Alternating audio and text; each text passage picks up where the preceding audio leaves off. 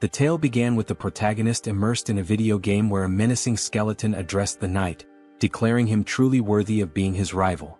The skeleton remarked that indeed the rumors were true and that the title Nightmare of the Continent suited him perfectly. Yet, he added, as long as the forces of light stood by their side, they would never surrender. Sung Hyun thought to himself that this was both a terrifying immortal king and a noble knight of light. He sipped on his soda, wondering aloud if their dramatic clash was a bit overdone. Still, he acknowledged it was just a performance.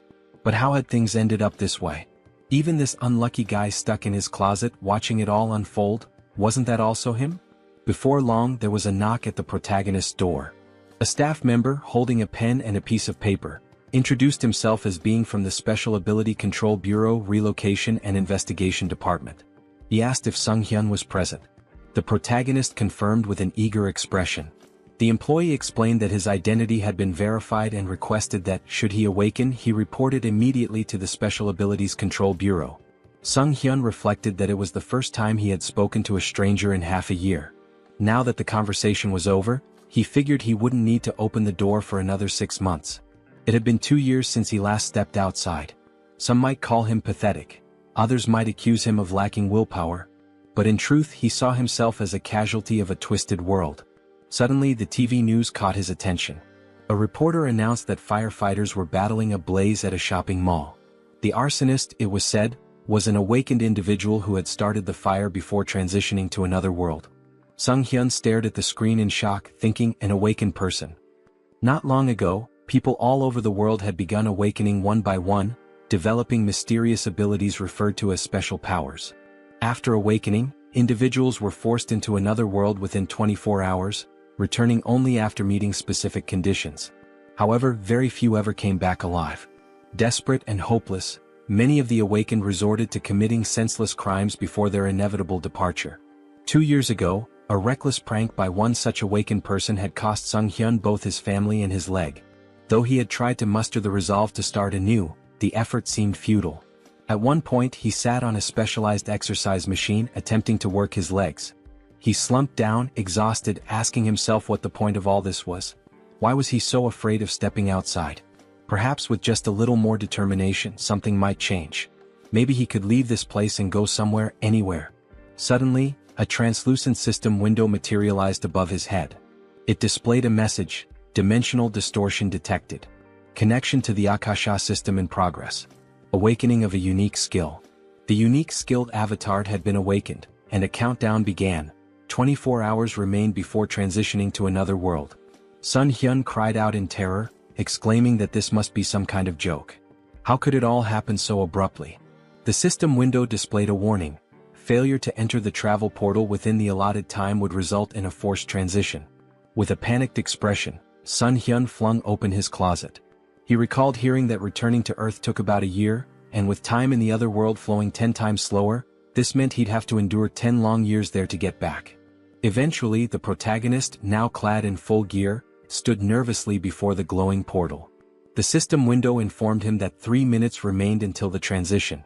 Gripping his head in distress, Sung Hyun thought, I can't even step outside normally, and now there's a portal in front of me.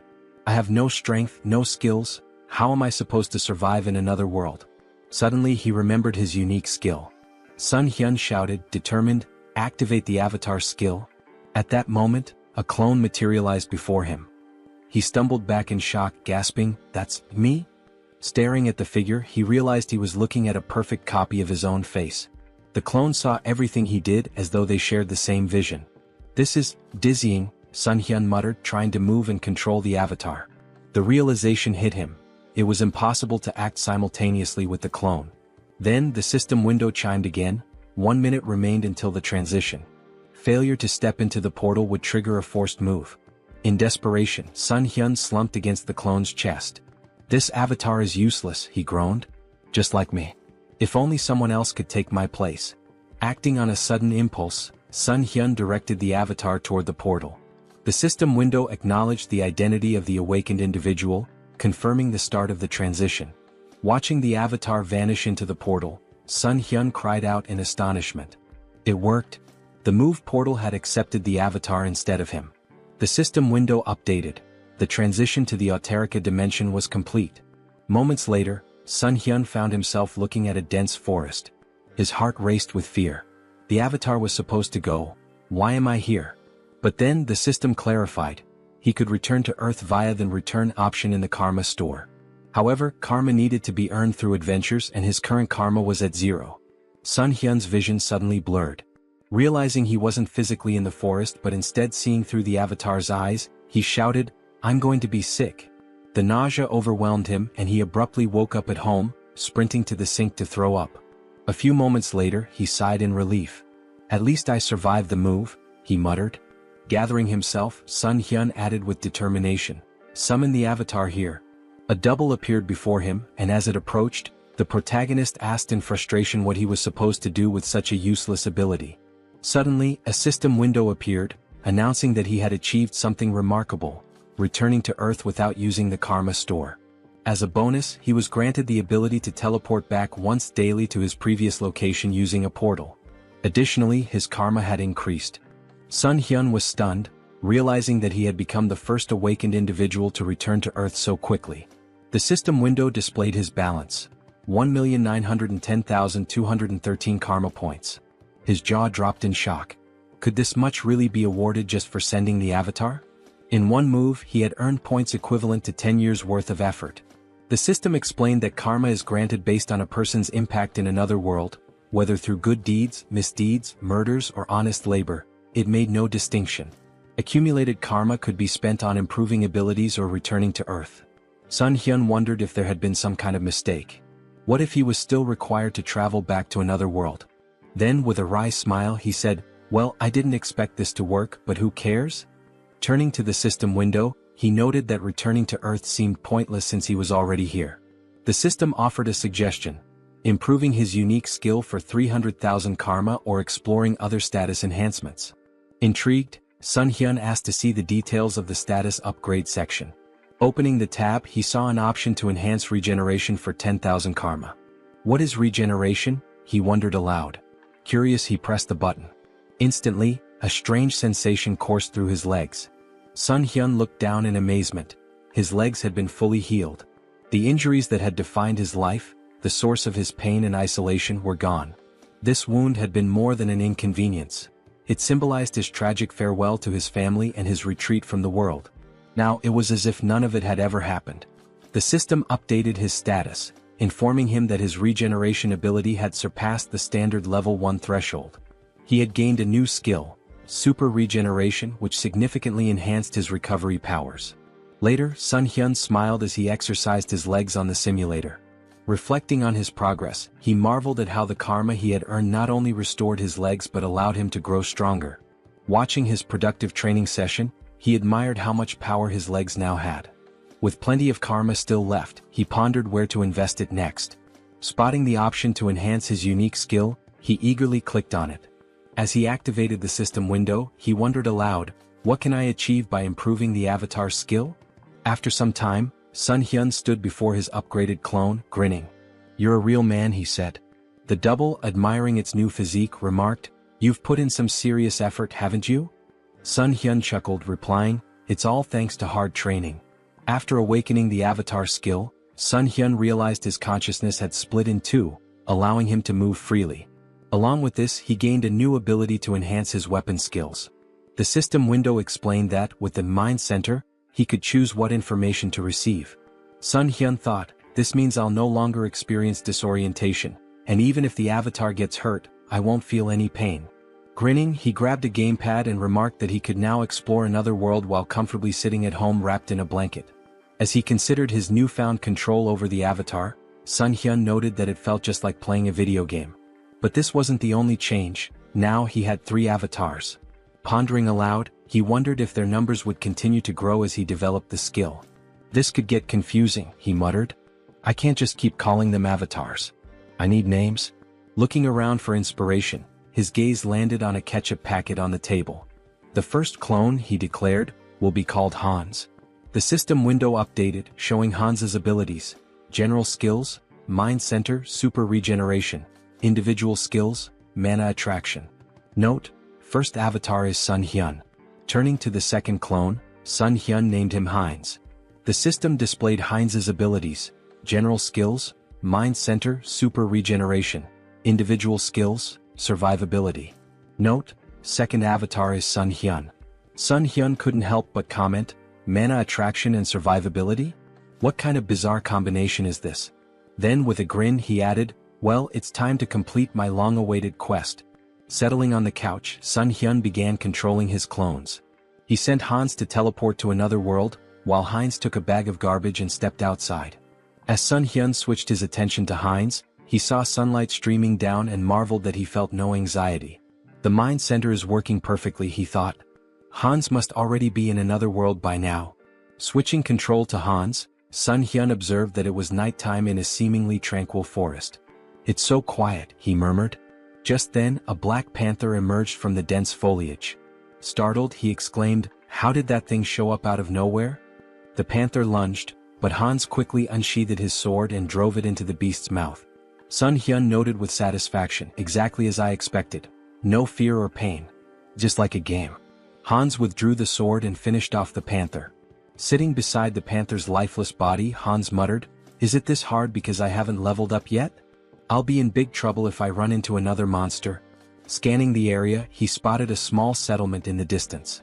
A short while later, Hans arrived at the village, where he was greeted by a villager named Glokali. Smiling warmly, Glokali welcomed him, praising his courage for navigating the monster-filled forest at such a late hour. Hans grinned, gesturing to his injured body. I've got wounds all over me.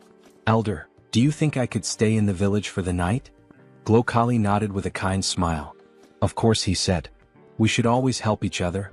Hans exhaled with relief and gratefully thanked the elder. A short time later they were walking through the village, passing by the houses. The elder commented that it was the first time he had seen such clothing and equipment, asking if Hans had come from far away. Hans chuckled. I got a little lost.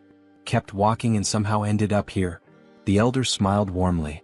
It's nice to meet someone new after such a long time. How about we share a drink at the tavern? Later that night, Hans lay on a bed, smiling to himself. They even gave me a room here, he mused. The longer he stayed, the more he thought about how kind the villagers were. How long has it been since I felt so happy talking to people? Today really was a good day. Meanwhile, the protagonist sat on his couch, holding a mug of alcohol. This is great, he said aloud, savoring the feeling. Eating chicken after a shower, pure bliss. Traveling around the world like this is amazing. Feeling a pang of guilt, he added, I'm embarrassed though. Hans is working so hard out there. He reflected that Hans was practicing his survivability. I don't know when I'll have to send him away again, so it's good he's preparing. With a smile, Sun Hyun concluded, this is fantastic. But no matter how much my clones accomplish, I need to learn more about the other world. What kind of place is it really? He opened his laptop, smiling as he thought, I'll be a great leader. Suddenly, a system window appeared, declaring, Avatar is dead. All skills and data acquired by the avatar will be reset. Sun Hyun froze in horror. Hans died. He pointed at the system window, panicked. He died in that village. Could it have been that old man's doing? Did he slip something into the drink? He shook his head, frustrated. How careless of me. Then a thought struck him. Wait, am I reconnecting to the avatar? At the same time, back in the village, Glokali stood with another man near Hans's lifeless body. I thought he'd be useful, Glokali said, but he turned out to be just an empty shell. He managed to get through the forest alone, so I thought he had real potential. But in the end, he's just another elite skeleton. As Sun Hyun began to control Hans's body again, he wondered in shock, what's happening here? The system window popped up, stating, race changed to undead. New skill acquired, decomposed heart. Hans's updated profile read, race, undead. General skills, mind center, super regeneration. Individual skills, mana attraction. Note, the mind center prevents mental damage. Sun Hyun's thoughts raced in panic. What is going on? Glancing to the side, he spotted a large number of skeletons behind a glass wall. Fear gripped him as he realized, could it be that these lunatics turned all the villagers into undead? Just then, a living man entered the basement. Who is this? Sun Hyun wondered. Wait, isn't that the guy from the tavern yesterday? The man, visibly annoyed, grumbled, how much longer do I have to stay in this dump? His gaze shifted to Hans's body on the floor and he stared at it intently. The protagonist anxiously wondered what the man was staring at. Did he really notice I've come to my senses? The man pointed at Hans's body with irritation and grumbled, "Why is this knucklehead still here? Why do I have to redo what everyone else has already done? Move the skeleton's body over there." Sun Hyun felt a jolt of worry. "Even though my heart isn't beating, I think I almost had a heart attack." He could feel a strange force trying to move Hans's body against his will. By concentrating, he managed to resist the pull, but he decided it was wiser to obey for now. The man muttered with frustration, "Why does the old man always make me check on these weirdos? What a meticulous pain in the neck." Sun Hyun reflected nervously. "This force, it feels so familiar. It's the same one that moved my dead body earlier. Could it be linked to the mana attraction skill?" His thoughts raced. "If that's the case, maybe I can figure out how to control it. And if I can control this force, I might be able to take command of all the other undead too." 1 week later. In the dim basement, Hans's undead body sat on a stack of wooden boxes, his skeletal fingers twitching with faint magical energy. Across from him, a skeleton lay crumpled on the floor. With a flick of Sun Hyun's will, the skeleton stood up stiffly, moving as though animated by invisible strings. Sun Hyun grinned. "I finally did it. I can control others now. Although it's not exactly what I imagined. I can only influence one undead at a time, not a whole crowd. Guess an elite skeleton like me isn't capable of much more yet." Suddenly, the sharp hiss of a rat caught his attention. He snapped forward, grabbing the small creature in his bony hands. "So, it was this little pest gnawing at my heels all week? You're a fast and nimble one, aren't you? A tiny nasty thing." An idea struck him. "What if I use my magic on something small and fast like this rat instead of a person?" He focused his mana, and the rat's eyes glowed an eerie red. Sun Hyun carefully set it down, grinning. "Operation Night Watch begins," he said to himself. "Let's see what secrets I can uncover with this little spy." Outside the warehouse, through the rat's glowing eyes, Sun Hyun observed a man pacing outside. "Why is this guy whining so much?" he thought, amused. Then the man opened a heavy wooden door, revealing a second, dimly lit warehouse. The rat scurried forward, darting toward the open passage. Suddenly, a surge of energy pulsed through the air, halting its progress. Sun Hyun recoiled instinctively, even with the emotional dampening of the mind center active. "That energy, it's overwhelming. I can't risk getting closer." From within the warehouse, he overheard a conversation. Jeffrey, a sharp-featured man, asked impatiently, "When will the maturation process be done? That fragment of the immortal king, it feels like it's sucking part of my soul every time I go in there." "It'll be soon, right? The teacher's been stuck in there for days." Another man replied, his tone cautious, "It should be soon. But isn't it funny? We're guarding this place so tightly with traps set all over the village and even here. Not even a mouse could sneak through." Sun Hyun's thoughts swirled. A fragment of the immortal king? That must be what they're guarding. But where else can I gather information? And where did that old man disappear to? Moments later, a sudden flash of magical energy pierced the rat's body, shattering the connection. The elder approached, his expression calm and his tone almost amused. "A simple mouse," he said, brushing his robes as he inspected the remains. Sun Hyun seethed from his safe distance. This old idiot. He noticed even a tiny spy. This is going to be more difficult than I thought. The protagonist's thoughts raced as he wondered, did they really figure me out? The old man stepped closer, inspecting the rat's lifeless body. "An undead?" he muttered, puzzled. "I don't sense black magic, but its body is brimming with dark mana. Could mana influence alone have turned this rat into an undead? There's only one place filled with such dark mana." He turned to the man nearby and asked sharply, "Jeffrey, you're in charge of the warehouse today, aren't you?" Sun Hyun, observing from afar, felt a pang of guilt. "I'm sorry, little rat. You've done well. I'll avenge your death, I promise. Watch over me from wherever you are." Some time later, Jeffrey stormed into the basement, his face twisted in rage. "A rat? All this fuss over a damn rodent? That stupid old man?" He seethed, pacing wildly. Then, glaring at Hans's undead form, he barked, "Hey, why the hell are you standing there like that? Follow my order and stand up straight." As Hans's undead body remained still, Jeffrey's irritation boiled over. He approached menacingly, raising a fist. "Didn't I tell you to stand up straight?" he spat. Grabbing Hans by the hair, he yanked him forward. "Aren't you the fool who dared to stand against me? Didn't you threaten to kill me if I touched your family? Go on, repeat it." His face twisted into a sadistic grin. "Oh, that's right. I ripped out your tongue." Jeffrey sneered, tossing Hans to the floor like a discarded doll. "You should be thankful I let you live, even after we hunted down every idiot in your pathetic village. And your wife, she's here too, isn't she? What about your children? Oh wait, maybe they're with other families now. The tables turn. Suddenly Hans's undead body sprang to life, lunging at Jeffrey and sinking his teeth into the man's neck. Jeffrey let out a horrified scream as he collapsed to the ground. What's happening to me? Stop, he stammered, his voice trembling with fear. Reaching out desperately, he began casting magic, but before he could finish, another undead figure, the reanimated body of Hans's wife, pounced on him from behind. Together, the two undead silenced Jeffrey forever. Sun Hyun, controlling Hans's body, felt a grim satisfaction. Their revenge has only just begun. A bold plan.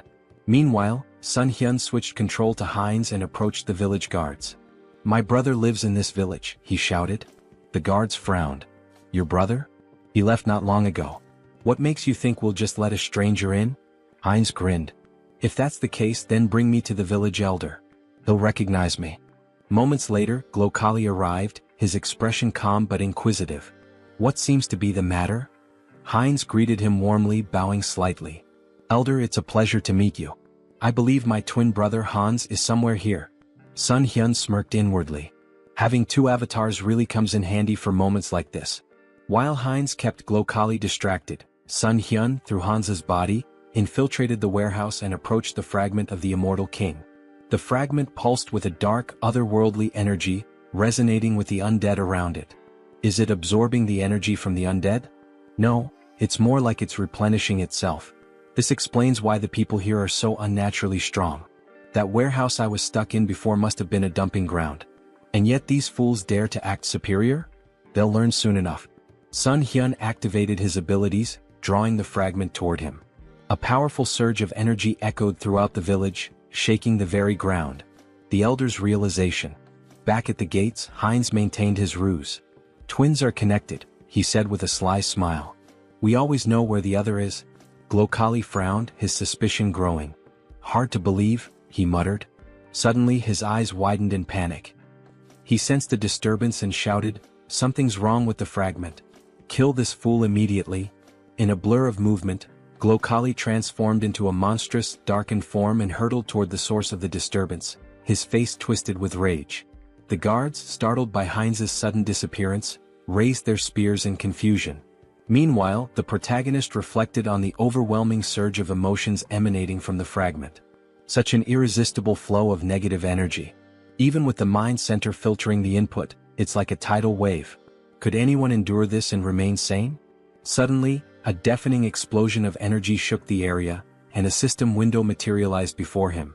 System notification. Your essence meets the conditions. Information unlocked. Immortal magician Demolic. Rank increased due to the power of the fragment of the immortal king. Dark magic hidden in the fragment has assimilated with your essence. New skill acquired, demonic wisdom. This skill grants mastery of dark magic and an innate understanding of its mechanics. Sun Hyun marveled at the new power. Demonic wisdom. Just by observing dark magic, I can wield it as if I've known it forever. This changes everything. In the basement, a man stood near the remnants of Jeffrey's last stand, muttering to himself. That idiot couldn't even handle a zombie rat. Now I have to clean up this mess. Before he could proceed, the elder's booming voice rang out. Check the fragment immediately. And find Jeffrey. Grumbling, the man approached the cage containing the fragment. Why is it so quiet? He asked, leaning closer. Suddenly, a mass of undead surged from the shadows, clawing at him. Panicked, the man shouted, This is impossible. How can they? His words faltered as Heinz's voice cut through the chaos, calm and sarcastic. Lovely weather today, isn't it? The man's eyes widened in horror. How is he talking? The undead latched onto him, but he managed to release a small burst of magic, pushing them back momentarily. However, the cage shattered, releasing a flood of monsters into the basement. Heinz smirked, his voice dripping with mock politeness. Ignoring someone's greeting? How rude. Sun Hyun observed through Heinz's perspective, marveling at the newfound power demonic wisdom granted him. Dark magic feels as natural as breathing. This knowledge, it's like it was always there waiting for me to unlock it. Outside, a massive explosion rocked the village as the undead spilled into the streets. Heinz commanded them with unwavering authority. Don't let anyone escape. Kill them all. The confrontation with Glokali. A skeleton's body fell before Heinz and the elder, Glokali, emerged, his expression cold and furious. "You should have been an elite skeleton," he growled. "What did you do with the fragment of the immortal king?" Heinz greeted him with a grin. "Glokali, it's been too long. By the way, thanks to you I lost my heart. Fortunately, I found a new one in your warehouse." Glokali's face contorted with rage. "You dare to merge a fragment of the immortal king with such a pitiful body? You've gone too far." Raising his hand, he invoked a powerful spell. Finger of Death. A wave of dark energy surged forward, striking Heinz with enough force to sever his arm. Heinz glanced at his dismembered limb, more annoyed than pained. Attacking someone mid-conversation? Really, where are your manners? Silence. Glokali roared. "Do you have any idea how much effort and resources I've poured into this fragment? An entire year's worth of preparation, and you've ruined everything." Glokali's eyes blazed with fury. "I was so close," he growled, "to wielding a power greater than anything in existence. And now you've turned my masterpiece into this?" Heinz smirked, wrapped in the swirling energy of dark magic. "What's wrong, old man? Can't handle a rookie demolic? Dark thorn?" Glokali roared, sending tendrils of shadow magic spiraling toward Heinz. Heinz laughed. "Using high-ranking magic against a beginner? You must really be desperate." His voice turned cold as he countered effortlessly, "I'm the only one who can truly control the fragment, and you know it." Glokali sneered. "You may have survived the destruction of your body, but I'll dismantle it and use it for experiments. Let's see how you handle this destructive ectoplasm." Heinz scowled. "Stop reciting your skills like an amateur." His voice rose with disdain. "And just die already, Alfred." The elder froze for a moment. "Alfred?" His expression twisted into suspicion. "How do you know that name? Did you sneak into this village intentionally?" Before Heinz could reply, a surge of dark magic shot toward Glokali from behind. The elder reacted swiftly, deflecting the attack with ease. He narrowed his eyes. "You're adapting quickly to dark magic. Is it the fragment's doing? No matter. I have no time to waste." Raising his hand, Glokali activated another spell. Pact of Destruction. The battlefield dimmed as the souls of the fallen black magicians coalesced, swirling around Glokali like a maelstrom. A dark crown materialized on his head, amplifying his power. Heinz watched warily. "You're sacrificing the souls of your own allies for this? How fittingly vile of you." Glokali snarled, his voice thunderous. "With the full power of this fragment I would have crushed you. But no matter." Now, flame of souls soaked in darkness. A massive surge of fiery dark energy erupted toward Heinz. The final blow. Before the spell could reach its mark, a streak of magic pierced Glokali's chest.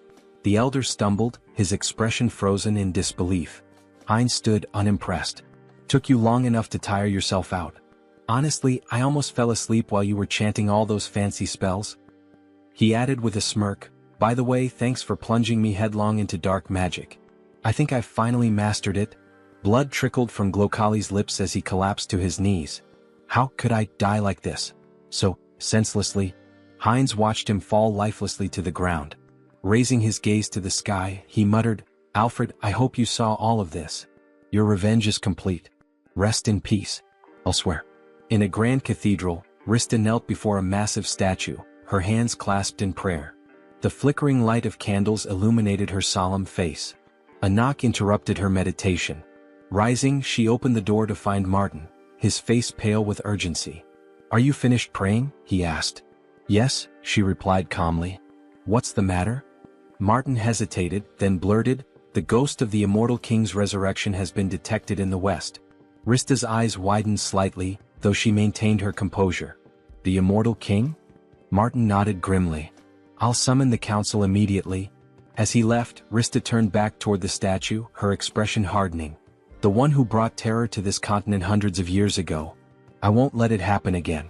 On the battlefield, Heinz surveyed the wreckage, the remnants of the battle littered around him. "Devastation," he muttered. "Hundreds of undead destroyed." A grin crept across his face. "But losses can always be replenished. There's no need to mourn." He turned, the dark magic emanating from him pulsating with new strength. "After all, this is only the beginning." Heinz stood, surveying his work. The most wonderful thing about necromancy, he mused, was the ability to create soldiers from corpses. He glanced at his missing limb, irritated, and muttered to himself, "First things first, we'll need to take care of the hand." He had already walked a lot today, moving through the battlefield and observing the aftermath. His thoughts turned to his own body and the need to fix it before going any further. Looking around, Heinz's eyes fell upon a lone skeleton, its bones still fresh from the battle. Without hesitation, he tore off its arm, examining the form. "This will do." He attached the arm to his shoulder with practiced ease and placed his other hand over the spot, enveloping it with energy. "Super regeneration activated," he muttered under his breath. Clenching his fist, he tested the new limb. "Perfect," he said, pleased with the results. The regeneration took a moment, but soon the arm was securely attached, and Heinz's body was as whole as it could be in its current state. Where to start? He wondered. He stepped forward, hands extended as he focused his energy. The skeleton in front of him was about to become his first test. With a commanding tone, he spoke aloud, "You must become my subordinate." The voice of the evil wisdom, the fragment of the immortal king that had fused with his soul, whispered to him in the back of his mind. Its presence filled him with strength, guiding him toward his goal. "Return the remaining magical power to your body, cleanse it of the fragments of thoughts." But as he focused, something went wrong. The skeleton suddenly fell apart, crumbling into dust. "What?" Heinz raised his hands in confusion. "Didn't work?" A moment of silence followed as Heinz stood before the pile of bones, arms folded, contemplating. He muttered to himself as realization dawned on him. "I've been going about this wrong." After a few attempts, it clicked. He turned his gaze toward the village chief's body, still lying in the aftermath of the battle. A dark idea began to form. He pointed his hand toward the body and spoke slowly, "Should I turn you into an undead with a soul to extract information from you?" Grabbing the lifeless form of Makhem by the clothes, Heinz lifted him up for closer inspection. "What?" he exclaimed, his voice tinged with surprise. "The old man doesn't have a soul." Makhem's body had been stripped of any trace of life, except for the magical circle burned into his chest. Heinz examined the symbol and thought for a moment. So this is how they've been controlling things. Throwing Makhem's body aside, Heinz couldn't help but smirk at the oversight. "It's strange they didn't think of this little thing, considering the scale of their operations," he muttered. "But no matter. I can still use this." With renewed focus, Heinz concentrated energy into his hand. "If the soul is gone, I'll have to make do with what's left." He directed the energy straight into Makhem's body, deciding that he would turn the old man into something more useful. A high-level undead with consciousness and combat skills. Heinz's magic spiraled through the corpse, desecrating the remnants of its magical power and cleansing it of any remaining fragment of thought. A few moments later, the body twitched and Makhem rose to his feet, now an obedient death mage. The undead mage stood before Heinz, waiting for orders. His voice was hollow but clear. "I await your command." Heinz looked at him with curiosity. "You're speaking." "I didn't even expect that result," he muttered, impressed. He turned to Makhem, his expression cold. "Your name is Makhem. From now on you will obey me." Without hesitation, Heinz slammed his hand against the undead mage's skull.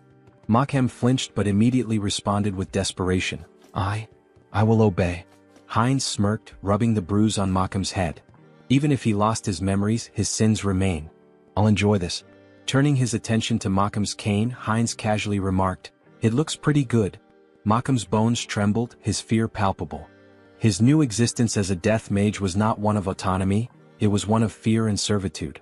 The power of the immortal king's fragment coursed through Heinz, and with it, the ability to control life, death, and everything in between. Heinz's grin widened. "You're going to be a useful tool?" As the protagonist stood, looking over the gold he had gathered, his thoughts shifted to the mountain of corpses he had left behind. Among the undead, there was one particularly young zombie, a grim reminder of the recent battle. This young zombie, who killed Jeffy along with him, he thought. He placed his hand on the zombie's head in a strangely respectful gesture. Well, he should rest in peace with his family. With a flick of his wrist, he directed fire at the building nearby, setting it ablaze. The crackling of flames in the distance was the only sound that could be heard as the protagonist briefly considered the devastation he had wrought. No turning back now. Back in his hideout, the protagonist sat comfortably at a table, his belly full after a satisfying meal. He leaned back, smiling contentedly. "Ha, I ate too much," he said to himself, his voice light. "God, that was delicious." He glanced at his phone, curiosity piquing. "What's the gold rate today?" he muttered aloud, tapping the screen. The village had been full of magicians, and given their affinity for treasure and arcane wealth, there was bound to be a lot of gold left behind. Just think, these people had accumulated a fortune. He began considering what he might do with the loot. Maybe I should take a closer look at what's left. With a deliberate motion he reached out, muttering, "Summon Hans." In an instant his avatar appeared before him, and an ominous aura filled the room. The feeling was intense, suffocating, his presence too strong for the quiet of the space. The protagonist's eyes widened in panic as he recoiled, covering his face. "Cancel the summoning," he shouted in fear. As quickly as the avatar had appeared, it vanished. He gasped for breath, his heart racing. "I thought I was going to die," he muttered to himself. "What should I do now?" He scratched the back of his head in frustration, trying to regain his composure. "I need to summon Hans, but maybe I should improve my unique skill first." The protagonist's thoughts turned inward, and he focused on accessing the Karma Shop, a place where he could enhance his abilities. Moments later, a system window appeared in front of him. He marveled at the results. "I earned more than I expected," he mused. The last time he had just over 400,000 karma. Now the amount had grown. He selected the item to improve his unique skill and spent a hefty 300,000 karma. A message popped up on the screen stating that his skill had improved. The number of avatars you can own has increased. His mental strength exceeded the norm, and as the information sunk in, he clenched his fist, enveloped in a surge of energy. Serenity. This skill would protect him from external stimuli and mental attacks. A welcome upgrade for the challenges ahead. Later he began filling a paper bag with gold, thinking about the potential. With my normal state of health, Hans can benefit from serenity, unlike the center of the mind. It was incredible how he always seemed to pick the right skills when needed. When the bag was full of gold he smiled with satisfaction. Great. Time to sell the gold. He quickly moved the filled bags as well as a backpack full of gold to the table in front of the committee. As he laid the bags out, the workers couldn't hide their astonishment. They gasped, shielding their eyes from the precious glow radiating from the gold. The protagonist nodded, maintaining his calm demeanor. "Please deposit all the funds into my account." He then turned and walked outside, leaving the employees to complete their task. They bowed in gratitude, thanking him for his trust. Sung Hyun offered a smile in return, wishing them well. As he walked away, he glanced at his shadow on the ground, remembering how Hans had hidden it with dark magic just in case. "Maybe I was worried for nothing," he mused. The shadow was well concealed, even masked to avoid detection. Just as he was about to leave the area, an explosion echoed from behind him. The building rocked, debris flying through the air. Wolf stood amidst the destruction, his grin wide as he surveyed the damage. "Looks like we hit the jackpot," he said, his voice dripping with satisfaction. Holding a bag of gold in his hand, the protagonist, Sung Hyun, grinned, looking at the treasure he had gathered. Who would have thought there'd be so much gold in such a remote place? He mused, clearly pleased with the haul. His grin was wide, but it was quickly interrupted as a bandit beside him urged, "Stop chatting, it's time for us to run." Without wasting time they made their way forward, running swiftly through the streets. "I know," Wolf shouted, his confidence undeterred as they sprinted. Ahead of them they spotted Sung Hyun, who looked at them in fear and shouted, "Villains! Someone needs to report them. These criminals using their awakened powers for evil, and the ones who protect citizens from them are..." His words were cut off as a powerful blow struck his cheek. Wolf, dealing the blow, shouted, "Shut up." His voice was a harsh command, shutting down Sung Hyun's words before they could gain any traction. The protagonist touched his bruised cheek and thought to himself, "The guards will probably track them down. I can't do anything." Meanwhile, Wolf ran confidently forward, saying, "Great. Everything is going according to plan." The bandit hanging from his back added, "We've got plenty of time.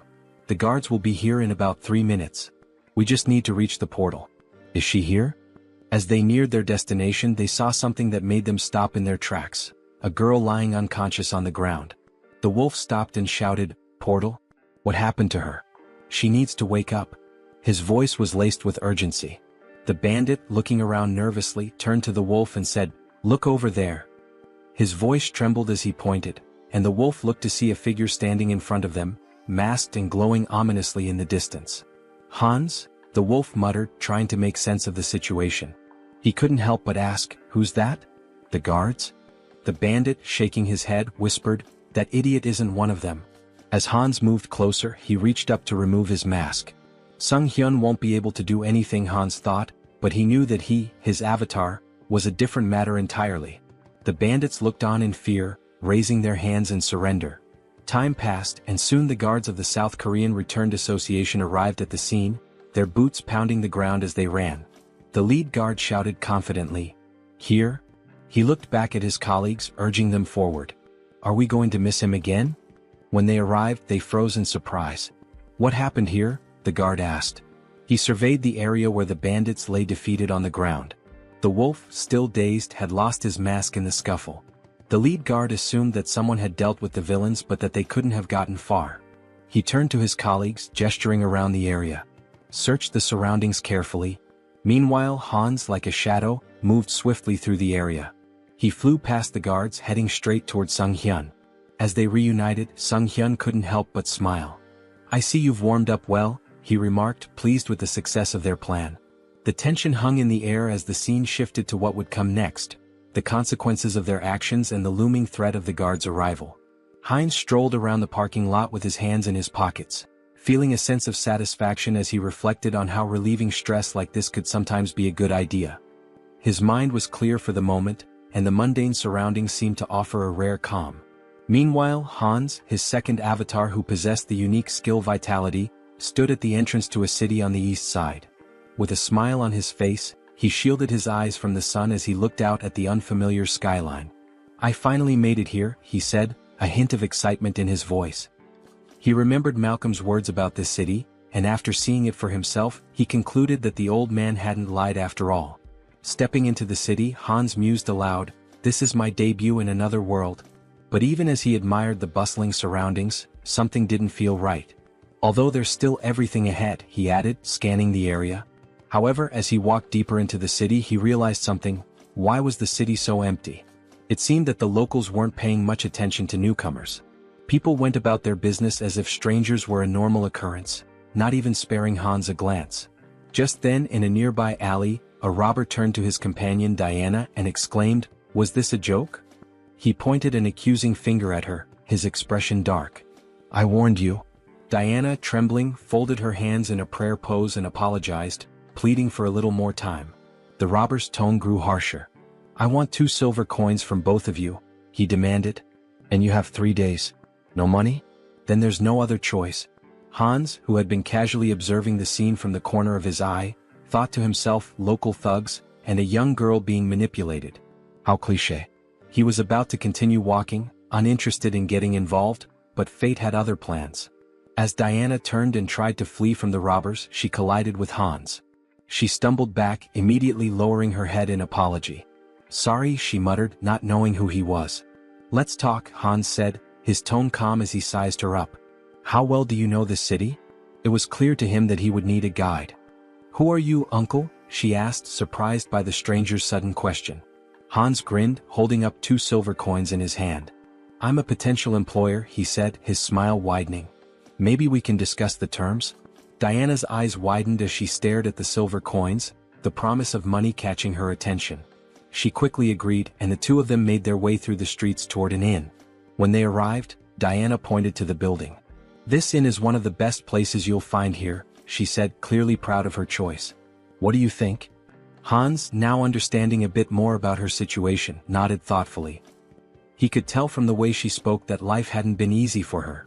Diana had barely been making ends meet, struggling to care for her sick brother after the loss of her parents. She also mentioned how she couldn't pay the local tax. In response, Hans handed her a silver coin, and Diana's eyes sparkled with gratitude. "Okay," Hans said with a smile. "You'll come to me tomorrow as soon as you wake up. We can discuss your pay then." Diana agreed quickly, and with that she became his guide, earning 2 silver coins a day. That night, Hans lay down on the bed at the inn, his hands tucked under his head as he made himself comfortable. "Well," he thought, "I'll pretend I'm doing a good deed even if she just wants to rob me."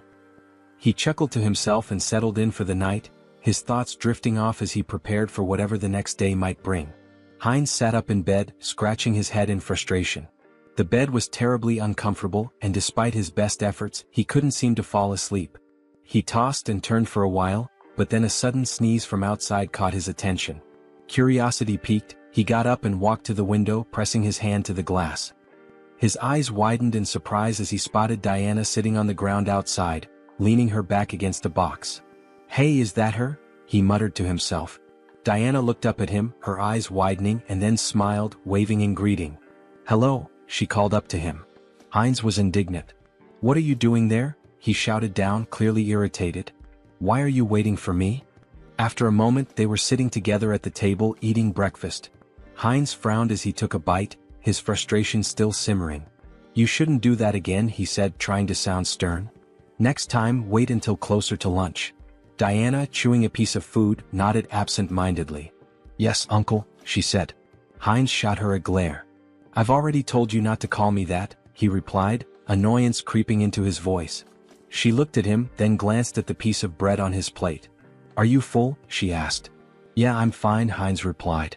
"You can take it if you're hungry." With a smile, Diana took the bread and slipped it into her bag. "Thank you," she said, grateful. The town they were in was called Ozantu, a small village located on the western edge of the Kingdom of Talia. As Heinz and Diana walked through the streets, Heinz noticed something odd. He ran his hand along a drawing on a wall, which reminded him of ordinary medieval towns, but something about the symbol that was repeated throughout the town felt off. "This symbol? It's strange," he murmured, his curiosity growing. Heinz examined it more closely and said, "It looks like paint, but something's not right." Diana leaned in to take a closer look, and her face darkened. "It's blood," she replied, her tone serious. Heinz blinked, not believing it at first. He sniffed the symbol and gave a skeptical look. "Is that true?" he asked. Diana, not missing a beat, quipped, "Didn't you eat venison soup yesterday?" Heinz turned to her in surprise, blinking in disbelief. "How did you know?" he asked. With a smile, Diana pointed to her nose and said, "I have a very good sense of smell." Heinz found it fascinating. A good sense of smell? He thought. Is that her special skill? They continued walking through the streets, Heinz still pondering the implications of her statement. He asked, "What does the symbol mean?" Diana hesitated for a moment, then answered, "It's the emblem of the Varkalak Guild, which controls this place." But before she could finish, she froze, her face paling in fear. She began to slowly back away, bumping into Heinz. "What's wrong?" Heinz asked, alarmed by her sudden change in demeanor. Diana's eyes darted around nervously. "That smell," she said, her voice tight. Heinz furrowed his brow. "What smell?" he asked, not sure what she was talking about.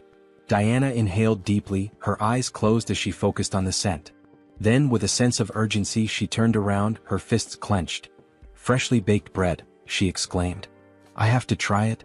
Heinz, confused but amused, asked, "Didn't you just eat a minute ago?" Diana pointed ahead, her face lighting up with anticipation. "I'm hungry again," she said, clearly excited by the smell. They followed the scent down an alley which led them to a door. When they peeked inside, Heinz's stomach dropped. Behind the door was a corpse, its lifeless body sprawled on the ground. The smell of bread was still in the air, but the sight of the body made it clear that something sinister was at play. A few days later, Heinz stood against a wall, arms folded, waiting impatiently.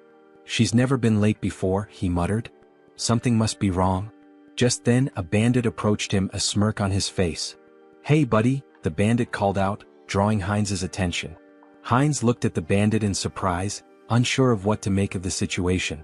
The bandit, arms folded and wearing a smug expression, said, "We should talk." Heinz felt a moment of frustration, thinking to himself, has it really come to this? The next instant, he handed the bandits a handful of silver coins, offering them a smile. "Take this," he said, trying to remain calm. "There aren't many, but I hope they help maintain some sense of public order." The bandits exchanged looks, then one of them picked up a silver coin, a grin spreading across his face. "Seems we've quickly found a common language," he remarked, clearly amused. Heinz thought to himself, I brought money just for this kind of situation. But then, his eyes narrowed as he noticed something. The bandit had a symbol on his neck, one that looked strikingly similar to the emblem Heinz had seen on the walls of the city earlier. His thoughts turned grim. Diana had warned me to avoid the alleys. We need to leave this place as soon as possible. Heinz couldn't help but wonder just how terrified the girl must have been, given how deeply afraid she'd seemed of the thugs. The bandits moved away, but one of them turned to the other and asked, "Why did you grab this brat?" His comrade responded dismissively, "How should I know, idiot? We're just following orders." The word struck Heinz like a blow. "Brat?" he thought. "Don't tell me those two bastards grabbed Yen?" Without thinking, he shouted after them, "Wait a minute."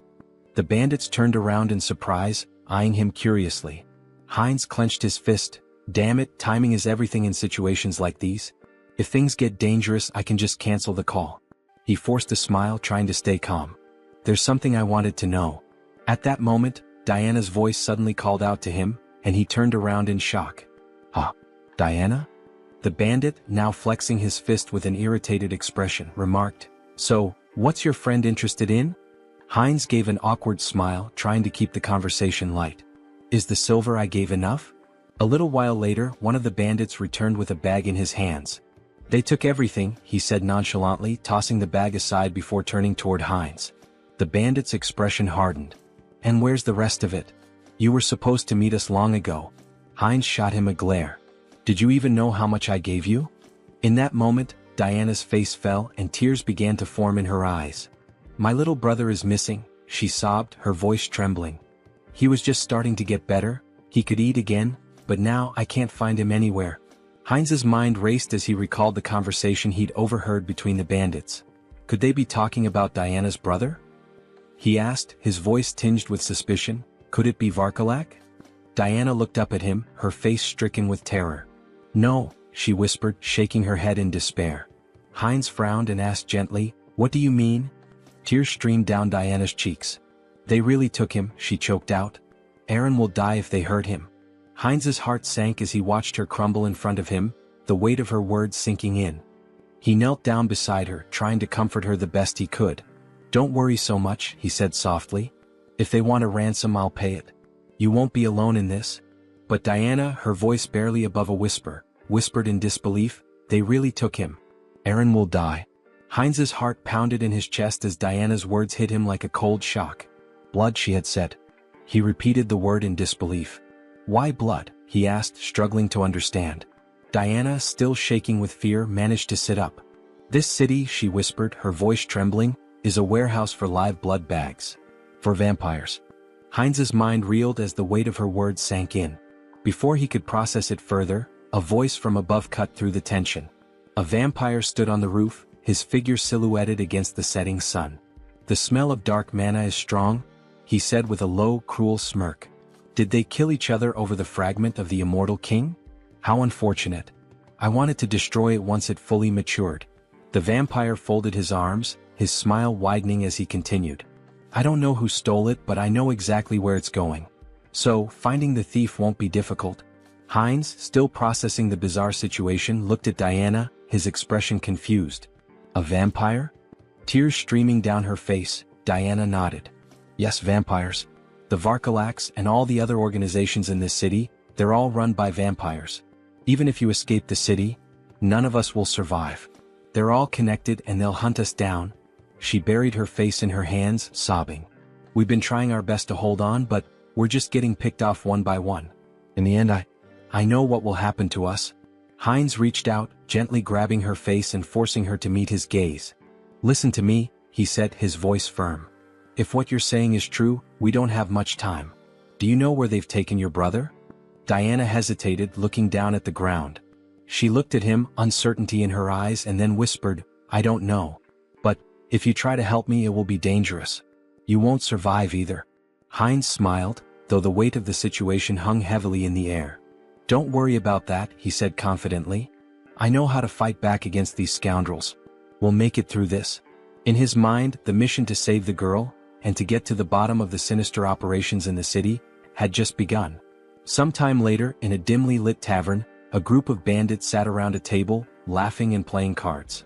One of them tossed silver coins onto the table, calling, "All in." His companion looked at him with a grin. "Where did a debtor like you get such a big pile of money?"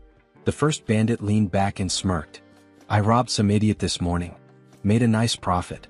At that moment, the tavern doors flew open with a loud crash. The bandits turned in surprise, just in time to see Heinz stride into the room, his expression determined. One of the bandits stood up with a sneer. "What's this then?" he said, striding toward Heinz. "Who's this idiot?" His comrade snickered. "Is he some new fool who thinks he can challenge us?" The bandit raised his hand to stop his friend, looking Heinz up and down before saying, "So, you're the idiot we robbed. Came to give us more money, did you?" Heinz didn't flinch. He held his ground, his eyes steely with resolve. Meanwhile, near the entrance of the tavern against the wall with the vampire symbol, blood dripped slowly from a wound. A guard lay slumped, his broken body leaning against the wall. The bandit sneered at the scene. "What happened to the guards?" he asked. "Did you give him a coin or something?" Heinz's expression darkened as he met the bandit's gaze. "I won't ask again," he said quietly but with a deadly edge in his voice. "Where did you take the child?" The bandit's face twisted in disbelief. "What?" he spat, raising his finger toward Heinz. "Are you out of your mind? Do you know who you're dealing with?" In the blink of an eye, Heinz drew a knife from his belt and drove it straight into the bandit's throat. The man gasped, his eyes wide with shock as the blood began to spill. "I know exactly who you are," Heinz said coldly, watching the life drain from the bandit.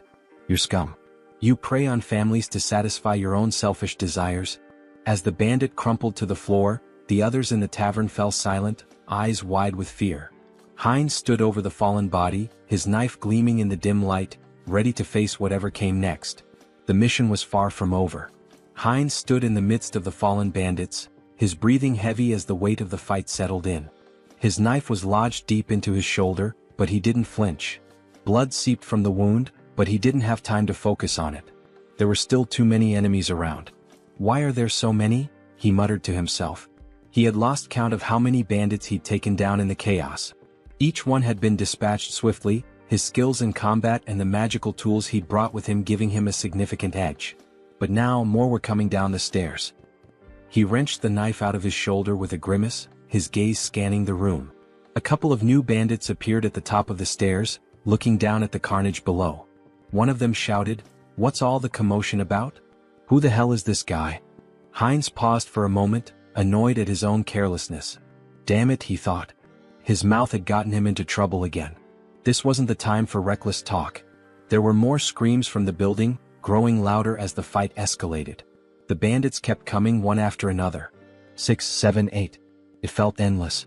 Eventually, Heinz stood alone in the middle of the fallen bodies, breathing hard, sweat dripping down his forehead. His shoulder throbbed where the knife had struck, but he had no time to think about it now. His focus was on the bandit still alive, groaning beneath him. He stepped over to the bandit, placing his foot firmly on his head. "Hey big guy," he said with a sneer, "where's the boy you captured today?" The bandit, still dazed and groaning in pain, glared up at him. "You think I'm just gonna tell you everything?" he snarled. "You're an outsider, aren't you? You don't even know who's behind this. You're gonna regret this." Heinz's expression darkened, his eyes cold as steel. "I don't care who's behind this," he said, his voice low but steady. "I'll find the boy and I'll make sure your little game ends here." The bandit struggled under Heinz's foot, but Heinz wasn't about to give him any leeway. He leaned in closer, whispering, "Tell me where he is and I'll make it quick. Otherwise, we'll see how long you can last." The bandit growled through gritted teeth, but Heinz could see the fear in his eyes. Despite his bravado, the man was terrified. I don't know where they took him," the bandit spat, "but the leader, he's the one with all the answers.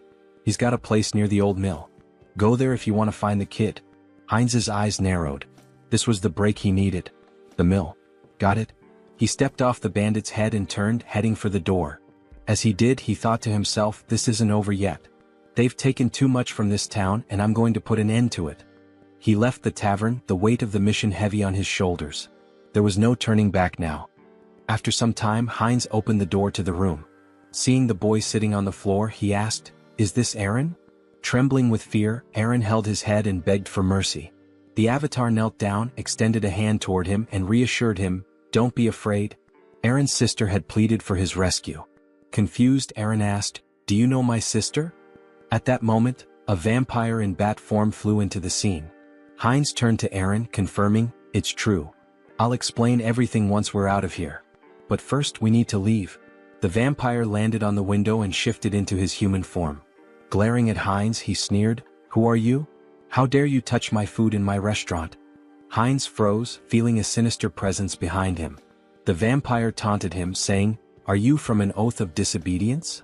Taking Aaron by the shoulder, Heinz thought, "A vampire." The vampire continued, "Or perhaps you're this boy's brother. Do you know what happens to those who defy us?"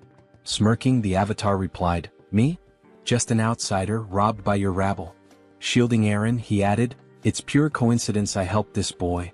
The vampire extended a hand and scoffed, "Really? How dull. I prefer my meals lively. Both of you will die here." As the vampire fired a magical projectile that shattered the surroundings, Heinz shielded Aaron with his body, yelling, "Run!" The avatar, now lying on the ground amidst spilled alcohol, gasped heavily. He sat up, noticing the smell of liquor, and muttered, "Alcohol? Is that a barrel?" He patted Aaron's head, asking, "Are you okay? This is it, you need to hurry and get outside." Just then the vampire landed nearby, sneering, "Dodged? You're faster than I expected. A good warm-up before dinner." The vampire lunged with claws extended, but the avatar shoved Aaron toward the door, shouting, "Run and don't look back." Wielding his sword, he blocked the attack but noticed the vampire's claws growing longer. They pierced his body as the vampire mockingly praised his regeneration abilities. Heinz clenched his teeth, realizing the power gap was immense. The vampire, licking his lips, remarked, "Unexpected, but you'll make a fine delicacy." Despite the pain, Heinz thought, "If I hesitate, I'll die." He swung his hand, but the vampire severed it effortlessly, laughing, "Oh dear. I'll carve you up before I feast." Lifting Heinz into the air on his claws, the vampire declared, "This is where your resistance ends." As he leaned toward Heinz's neck, Heinz thought, "If strength isn't enough, then we'll both die." From his mouth, he unleashed a hidden fire spell, engulfing the area in flames. Shocked, the vampire shouted, "What is this? A fire magic tool? You were hiding this." Thrown to the ground, Heinz noticed the alcohol spilling across the floor. A plan formed in his mind. The vampire screamed in terror, "You're insane. Do you want to burn us both alive?" The vampire attacked, slashing Heinz's body. Laughing maniacally, he jeered, "Fragile flesh." But Heinz headbutted him with full force, sending him flying. "You said it yourself. I have a strong body and good regeneration. Tough enough for you?" he growled. The vampire screamed, "No. Stop." But Heinz advanced, and the next moment an explosion consumed the building. Amidst the flames, Heinz lay on the floor, murmuring, "Impressive. I survived. Being strong has its challenges." A notification appeared before him.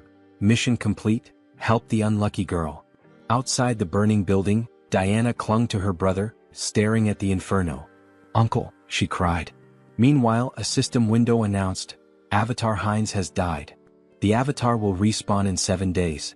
Diana stood there, exhausted from her work, wiping the sweat from her brow as she watched the man walk away.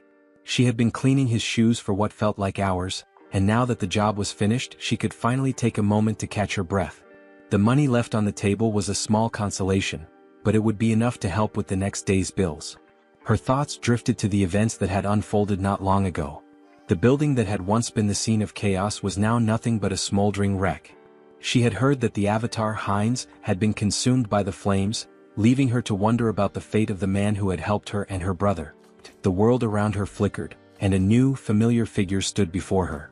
It was Heinz, alive, standing in the middle of the street as if nothing had happened. His body was covered in bandages, but the intense aura he exuded made it clear he had come back, somehow. Diana stared at him, mouth agape. Her heart skipped a beat. "Uncle?" Heinz's eyes softened, and he smiled faintly despite the pain he was clearly in. "I told you I'd be back," he said, his voice hoarse. It was then that the system window appeared in front of him, announcing that Avatar Heinz had been reborn after 7 days.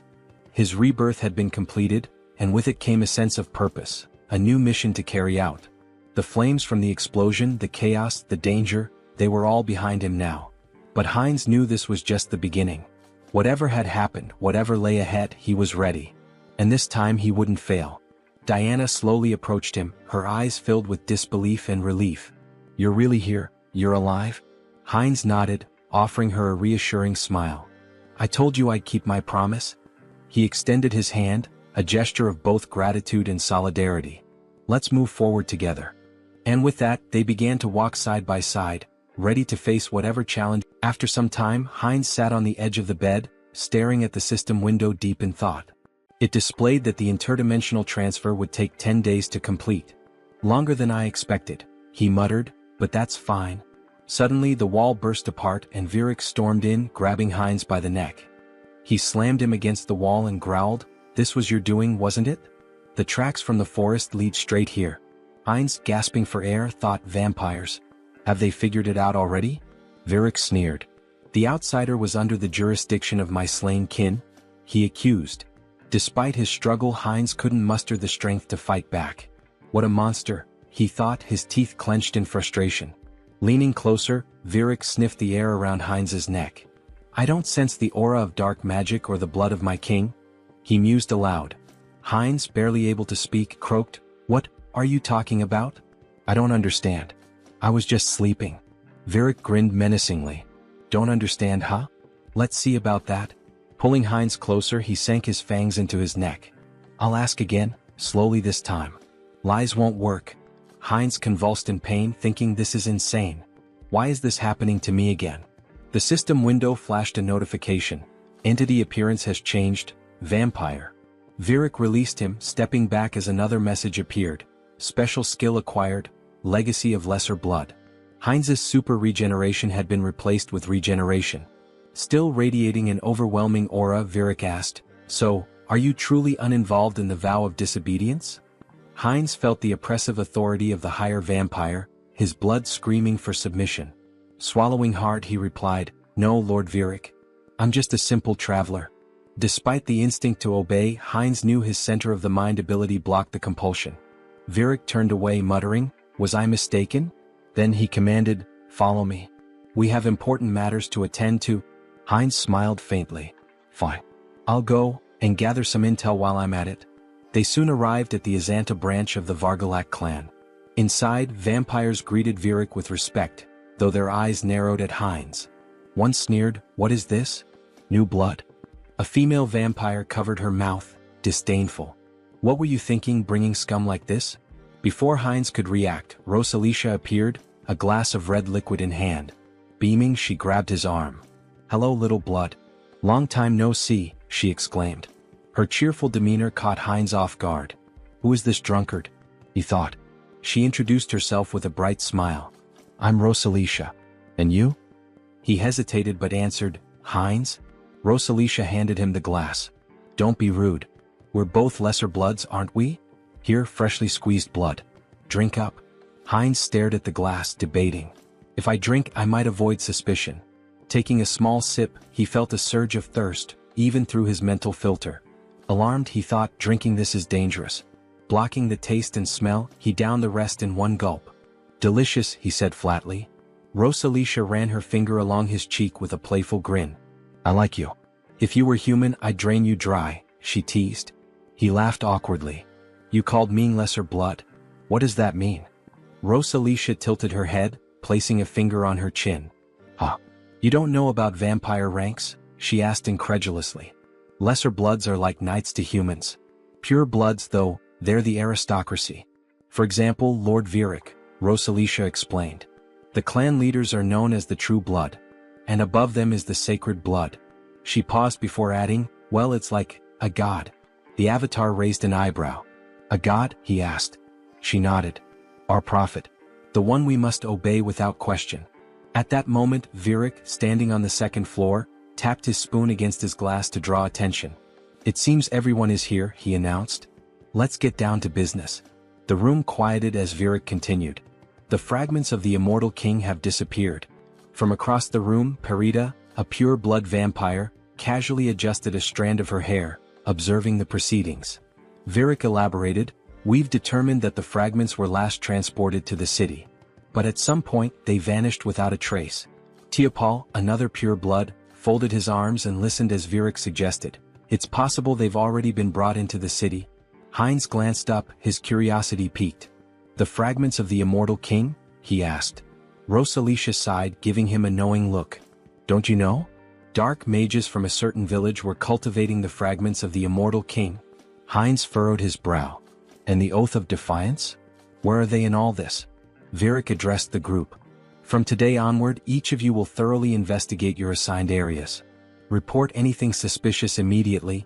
Later, as Rosalicia shielded herself from the sun with an umbrella, she grumbled, Walking around during the day ruins my skin. Heinz, standing beside her and adjusting the hood of his cloak, remarked, Sunlight weakens us.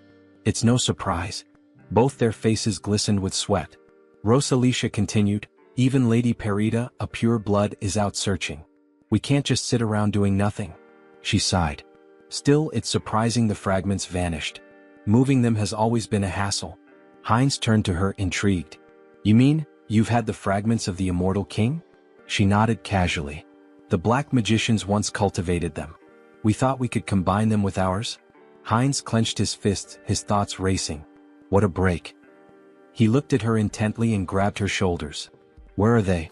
Do you know the location of the fragments? Rosalicia laughed. Me? How would someone like me know? A voice cut in from nearby. I think I might know, Diana said between bites of food. Heinz turned to her in shock. What? The fragments of the immortal king? You know where they are? Diana nodded hesitantly. I think so. But it's been a long time, she said, pausing to chew. About a year ago, I was responsible for keeping the tomb clean. Every Friday, members of the Vargalak Guild would visit the stone chamber inside. But every time there was a foul smell in there. Heinz's mind raced. I should investigate this. Aaron, sitting nearby, sighed in realization. So that's why you always told me to stay away from the tomb. Heinz stood from the table, nodding firmly. Thank you for the valuable information, Diana. I'll investigate this myself. It would be better for them to keep a low profile. Diana said, grabbing his hand and turning to him, that he seemed to smell different now. Could he tell her the reason? Sung Hyun said, showing his fangs, that her nose was not deceiving her, but it just happened that. What? It would not affect her, so she should not worry. Diana looked at him in shock. She said, gloomily holding his hand and turning to him, that if he got sick. Diana screamed, exposing her neck, that it was okay with her so he could drink some of her blood. She said, stretching out her hand to him in fear that she just wouldn't drink too much blood. The protagonist stared at her in complete shock. He screamed, hitting her on the head, that she should calm down. Sung Hyun said, angry that he already had enough, so she better answer where that place was. A while later, cries of pain echoed through the cemetery. Stand still, Tiapol commanded coldly, his voice full of menace. Do you really want to die? His lips curled into a cruel smile. I'll give you one chance, take your best shot at me. Afterward, I'll gently send you back home. The man, trembling with fear but clutching his weapon tightly, let out a defiant scream and charged at the vampire. Tiapol, unfazed, smirked and activated his ability. How cruel of me, he said mockingly as blood-red threads materialized and bound the man's body. The man struggled, wide-eyed, and pleaded, you don't need to do this. But as his blood was drained, his cries turned to screams. Stop. Please stop. Tiapol sighed, sounding almost bored. This is so dull. He glanced at a nearby servant and barked, clean up this trash and bring me someone stronger for the next sacrifice. Yes, master, the servant replied politely, cradling the man's lifeless remains. Suddenly he paused, staring at the ground in shock. Wait, what is that? Without warning, a swarm of skeletons attacked the servant, tearing him apart. Tiapol roared in fury. How did these filthy corpses get here? His anger only grew as more skeletons surged forward. Servants, destroy these wretched creatures at once. A shadowy figure darted through the chaos, striking down enemies with precision. Who are you? Tiapol demanded, glaring at the figure. Are you a necromancer from the Oath of Defiance? How do you know about this place? The shadow revealed itself as Sung Hyun, controlling Hansa's body, wielding dark magic with ease. Tiapol's annoyance deepened. You're not going to talk willingly, are you? He sneered. Fine. I'll just rip your head off and ask my questions later. He unleashed a barrage of blood-based attacks, tearing through the skeleton army. Sung Hyun smirked, manipulating the skeleton remnants into makeshift weapons with his magic. So, you'll just leave my head? He muttered, amused. Let's see how that plan works out for you. Tiapol gritted his teeth. The spell is too fast. I can't dodge it. At that moment, Sung Hyun intercepted one of Tiapol's attacks. Tiapol froze, startled. Reinforcements? He asked, his voice laced with surprise. Then, with a sinister grin, he added, You've arrived just in time. Have you already reported the ambush here? Heinz too shouted back, I've already done that. Lord Viric's followers are gathered outside. I came here first to help you. Tiapol's expression twisted with anger. Great news, he snarled sarcastically. Then you'd better make yourself useful. This Demolic is strong enough to hold us off. We need to buy time for reinforcements. Suddenly, the younger vampire, representing the protagonist, sank his fangs into Tiapol's neck.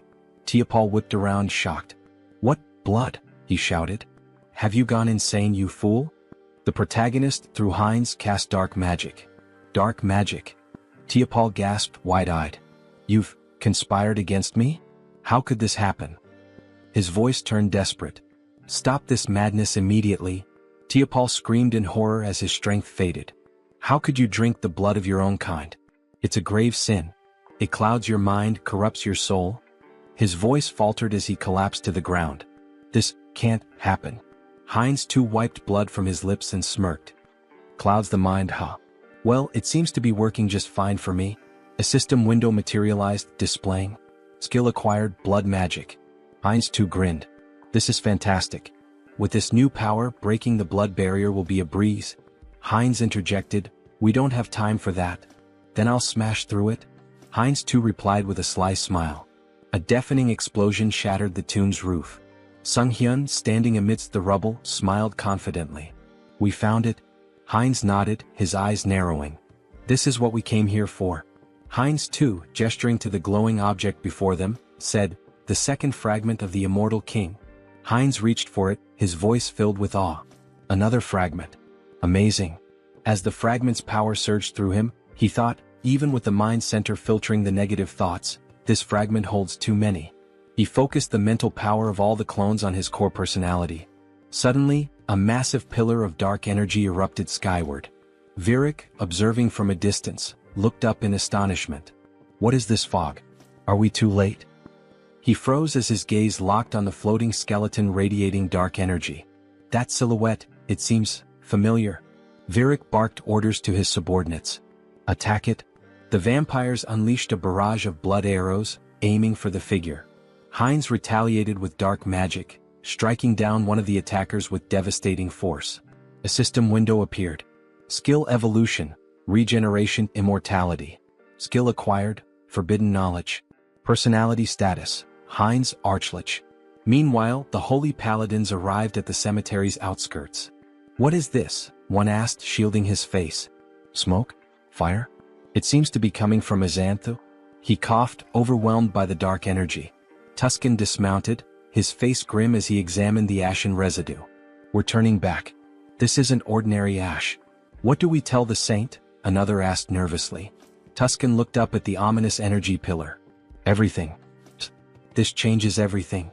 The ominous energy surged in the air, thick with power and foreboding. System notification. The rebirth of the immortal king is imminent. Heinz stood motionless, overwhelmed by the rush of newfound strength.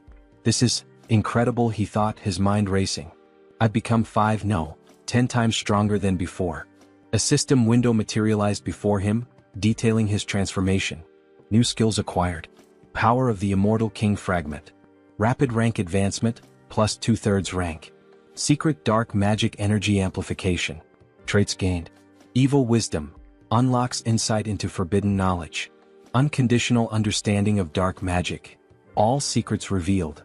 As long as my source remains intact, I'll endlessly revive. An unkillable existence, he mused. The dark energy coursed through his body like a tidal wave, and Heinz unleashed it in an explosive attack. Tendrils of shadow surged toward the vampires surrounding him. Virik's eyes widened in alarm. What is this smoke? Is this a trap? What is your plan? A subordinate rushed to his side. My lord, we must retreat and recover our strength. Before the words could settle, the dark energy swallowed the subordinate whole, obliterating him in an instant. Virik froze, staring in horror at the remains of his servant. This is an attack spell? Dark thorns erupted from the shadows, piercing through Virik's chest. He screamed in agony, his strength waning rapidly. Heinz, through the avatar Hans, stepped forward, his cold gaze fixed on the pure-blooded vampire. You're stronger than the others, he said calmly, but right now you're nothing more than a blood bag to me. Virik gritted his teeth, his voice trembling with anger and disbelief. Where did you get such power? Did you truly absorb the fragment completely? How did you endure so much darkness alone? Heinz too smirked, stepping closer. Alone? He asked mockingly, leaning in. Who said I was alone? Before Virik could respond, Heinz too sank his fangs into the vampire's neck, drinking deeply. Virik's body convulsed, then went limp, crumpling to the ground. System notification. Conditions fulfilled, skill growth activated. Legacy, minor blood legacy, pure blood. Heinz too wiped the blood from his lips, his smile sharp and predatory. A pure-blooded vampire now? He murmured, savoring the moment. The realization struck him like a bolt of lightning. By devouring other vampires I can grow faster. He laughed darkly, his voice resonating with malevolent triumph. Let them wait for me. I'll devour them all, one by one. After some time in the forest, Rosalicia cried out that they needed Parita. Fearfully she asked what they should do now. With tears in her eyes, Rosalicia lamented that if Lady Parita had been there, they wouldn't have succumbed to the enemy so easily. Parita responded, stating that Virak had been defeated but warned against underestimating this adversary. She touched the lingering dark magic and noted that the fragments contained an overwhelming amount of power, indicating the enemy's formidable strength. As the sun began to rise, she urged them to return to the base quickly to request reinforcements. Elsewhere, a man sprinted through the city streets, shouting curses. Leaning against a wall, he demanded angrily, "They won't chase me to the very end, will they?" He blamed everything on the vampires, accusing them of arrogance before being destroyed in an instant. He cursed his own mistake of trusting them. From the shadows, Heinz too grabbed the man, dragging him away. A terrified scream echoed from the alley. Meanwhile, Sung Hyun reflected on leaving Hans in the city to deal with the remnants of Varkalak. He had also arranged for Heinz too to be connected to a minor merchant guild so he could escort Diana and her brother out of the city. Later, in the forest, Heinz too, holding a frying pan, joked that with enough pepper, he could make a special steak. Diana and her brother gazed at the meal with admiration, thanking him for the delicious food. The protagonist smiled, assuring them it was healthy and safe to eat. Sung Hyun thought about how their happiness stemmed from being free of danger. Smiling, the protagonist asked if they had an uncle who ran a store in eastern Lapillas. Diana nodded nervously, unsure if her uncle would be pleased to see them. He reassured her not to worry, and Sung Hyun considered giving them money if things didn't work out. A wave of sadness hit him as he thought about their eventual parting. When was the last time he'd felt this way? Perhaps he'd changed since arriving in this world. Diana called his name, reaching out with concern. "Are you okay? Do you need blood?" she asked. Laughing, the protagonist replied that he'd had enough to drink, having drained the vampires left in the village. At the same time, Hans, embodying another side of the protagonist, was reanimating the corpses of vampires in the cemetery. He decided it was time to finish up and retreat to their secure space, marveling at how convenient and boundless it was. He wondered if forbidden knowledge could help him create a similar subspace on Earth. Suddenly, blood magic struck him. Over Varkalak, a purebred vampire, confronted him with fury. "Still lingering in our city? Do you underestimate us so much?" she demanded, using blood magic to challenge his membership in the Oath of Defiance. Hans smirked, introducing himself as an honorary member of the Oath. She accused him of stealing the fragment of the immortal king and destroying their hideout. Holding a weapon forged from her blood, she declared it no longer mattered. He would die. Her attack was swift. Though he narrowly avoided a fatal blow, Hans felt the strength of a purebred vampire firsthand. Crashing into a barrier, he realized it was the work of her clan's blood mages. "Did you think escape would be so easy?" Over-taunted. The protagonist analyzed the barrier, recognizing he could break it but would need more time to adapt to his new power. Over vowed to crush his skull and personally reclaim the fragment. Grinning, the protagonist declared she should remember his name and that he was from the Oath of Defiance. "I am your death," he added dramatically. Though retreating for now, he promised to return.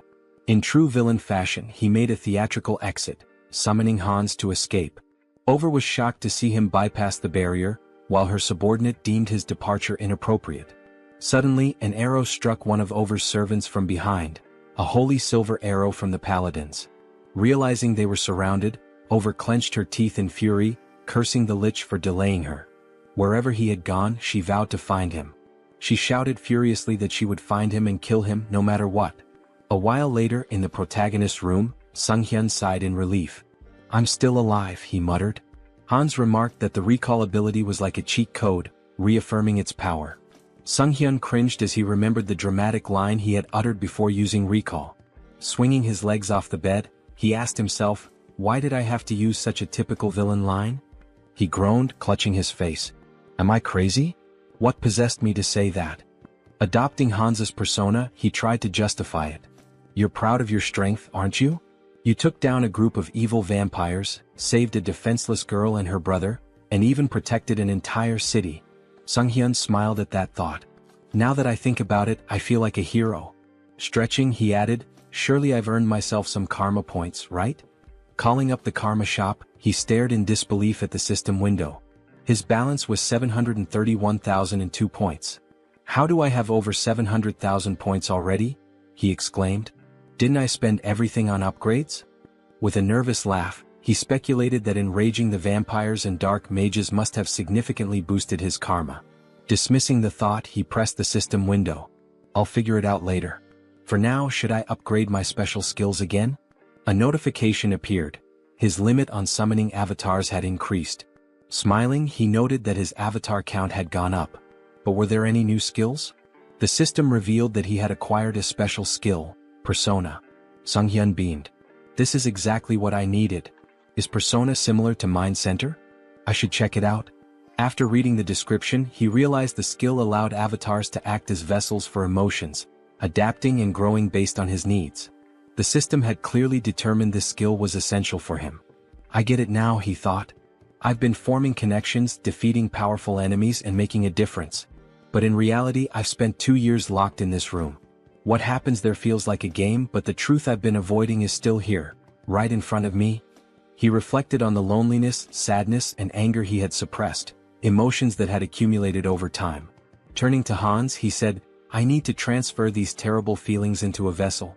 As he did, he felt a strange relief as though his emotions were neatly boxed away. Curious, he wondered how Hans, now burdened with those emotions, was handling it. Hans reassured him. Don't worry about me. Pain and despair have always been my companions. They don't bother me. Yet, Sunghyun noticed a subtle change in Hans's tone. Laughing, Hans confirmed, You noticed, huh? It dawned on Sunghyun that an avatar filled with emotions could develop its own personality. Before he could say more, a loud noise erupted outside. Was that an explosion? He asked, rushing to the window. Is there another villain? Here in the city? He groaned, holding his face. Let the guardians handle it. It's not directly in front of me like last time. It's none of my business. Hans interrupted. Do you need a reason to eradicate evil? Sunghyun met his gaze and realized the truth. Since transferring his negative emotions to Hans, things had become clearer. Avoidance had always been his habit. Despite his desire to defeat evil, he had lacked the courage to act. Hans, now exuding determination, declared, The world order is in chaos. Criminals are everywhere. It's time for me to become their law. Using his power and donning a mask, he left to confront the chaos. At the explosion site, residents gathered, expressing their frustration. How many times has this happened? Why haven't they called for reinforcements? Meanwhile, Hans observed the scene. He deduced that the villains had formed an organization, and their time was running out. He wouldn't leave empty-handed. Using dark magic, he created the Eye of Darkness, his new network of spies. You will be my eyes and ears in the shadows, he thought, ready to hunt down hidden sinners. In an alley nearby, a group of schoolchildren bullied a classmate. Bring him an ashtray, one taunted. They laughed as one boy held a cigarette to another, mocking him as the best ashtray ever. The schoolboy being held down screamed, begging them to stop. At that moment, a woman clutched her child tightly and asked where they could possibly run. A man, drunk and swinging his belt, shouted accusingly that she was lying to him. Meanwhile, a masked robber shattered a store window, climbed inside and declared, while opening the cash register, that this was all he needed. Hans observed it all, his thoughts dark and resolute. These villains were no better than trash, and he resolved to punish them. Their punishment would be a trauma so profound it would scar their souls. They would remember this day, and if evil ever sprouted within them again, darkness would come for them once more. Screams of terror echoed throughout the city. Hans felt himself growing more accustomed to his powers, but it wasn't enough, not nearly enough.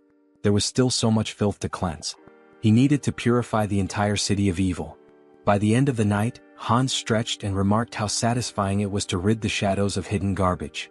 While the Eye of Darkness had proven useful, its limitations were evident. In the presence of light, its power weakened and eventually vanished. He needed a more reliable method for detecting enemies. However, he couldn't unleash undead creatures into the city. What alternative did he have? The protagonist grumbled angrily about birds ruining his clothes, joking that he should just kill them all and make them his minions. Then, gazing at the birds in flight, he paused. Hans pointed out that an invisible, mobile eye capable of surveilling the city was an excellent idea. After some thought, the protagonist realized that familiars were a form of enslavement magic dark mages used to control animals. Hans, surrounded by birds, questioned why the magic didn't work for him. Sung-hyun decided to experiment with various methods to create a familiar, though his attempts had failed so far. Hans mused that it would be ideal if the familiars appeared normal yet remained infectious. However, simplifying their appearance by reducing magic power would weaken their infectious ability. Sung-hyun finally understood the complexities of the task. He likened it to debugging, where programmers grind their teeth in frustration. His latest attempt, a revised version of his contagious enslavement magic, was ready to test. Will it work this time? He wondered. A mutated cat leapt from a cage, leaving him disappointed yet again. After 3 weeks of research, significant progress still eluded him. Clicking his tongue, he eyed the last bird in the cage and muttered, "This one better work." As he carefully adjusted the amount of magic power, he grasped the bird and cast the spell again. Sighing in relief, he said he was finally done. But as the bird flew from his hands, he asked in surprise, "What does this mean?" Observing it closely, he realized it appeared normal now. The next step was testing its infectious ability. The bird landed among others, releasing dark energy. Sung-hyun's eyes lit up. "This is a success," he declared. The infected creatures would serve as his eyes and ears in the city. Stretching out his hand, he commanded, "Fly and find the enemies for me." Meanwhile, in a forest nearby, Lucius knelt and touched the ground, recalling Hans's words when he used the recall skill. Tuscan approached, informing him that his knights had arrived. Irritated, Tuscan added that after interrogating the remaining vampires, they learned these captives weren't allies of the immortal king's descendants. Lucius replied that more evidence was needed. The immortal king was regaining strength, though they hadn't yet confronted him. Using the magic within his cross to communicate, he asked respectfully if there was any news. A saint responded via magical transmission, reporting that traces of the immortal king's presence had been detected in a cave northwest of their location. Holding the cross tightly, Lucius expressed his gratitude and promised to meet their expectations. At the cave, Sung-hyun thought about how he had successfully trained his familiars to report encounters with monsters. Now he had to confirm that the information was accurate. But something felt off. The ground familiars weren't behaving as usual. Instead, they seemed to be fleeing. Were they frightened? If they had found a monster, they would have reported it immediately.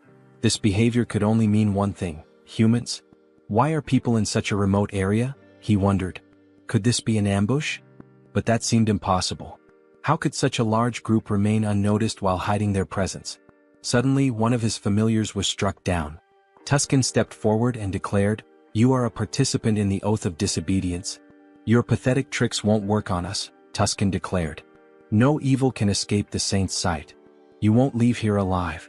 Drawing his weapon, he demanded surrender and promised divine justice. The protagonist recognized them immediately: Holy Knights. He had seen their emblem during his training in Brokislak. Divine power directly countered dark magic, which meant this would be a challenging fight.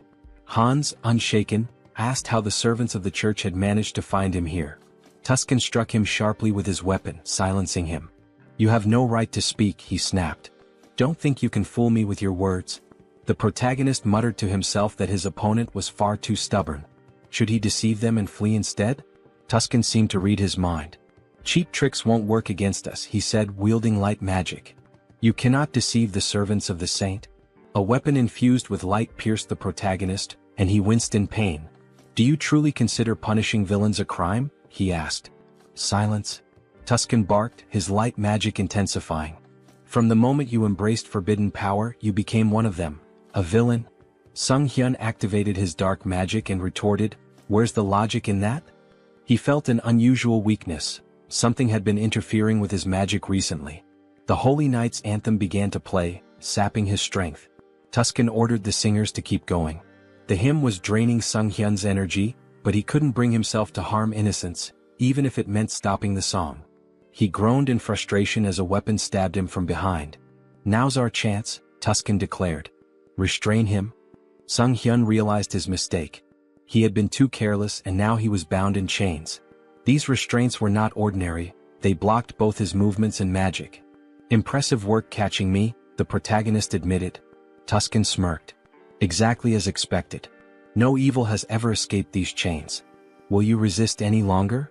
Grinning, the protagonist replied, as if I'd make it that easy for you. He knew there was no reasoning with them. It was time to part ways. Let them think they had won. Tuscan, now wary, activated his light magic. I don't know what you're planning, but don't think I'll just stand by and let you try anything. He launched another attack. But the protagonist only smirked. The strength of the chains didn't matter anymore, because Hans was already free. Tuscan's eyes widened in disbelief. He broke the chains? Impossible. Who is this man? Later, lying exhausted on his bed, Sung-hyun sighed. Trouble seemed to follow him wherever he went. First, the Shadow faction and the Oath of Defiance.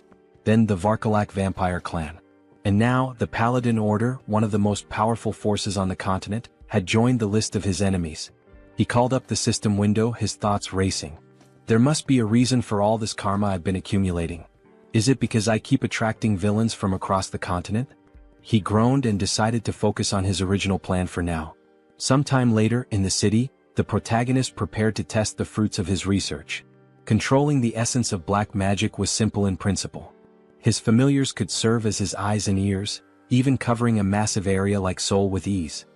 His thoughts were interrupted by a terrified scream. A girl, tears streaming down her face, begged for mercy. Please, I'll do anything. Just let me go. She spotted a figure in the window and pleaded, help me. I'm being held here against my will. Don't just leave me. The man holding her sneered, gripping her hair tightly. Scream all you want, he said. No one will hear you except me. He explained that his ability rendered them invisible to others. Go on, scream louder, he taunted. You've got such a cute voice.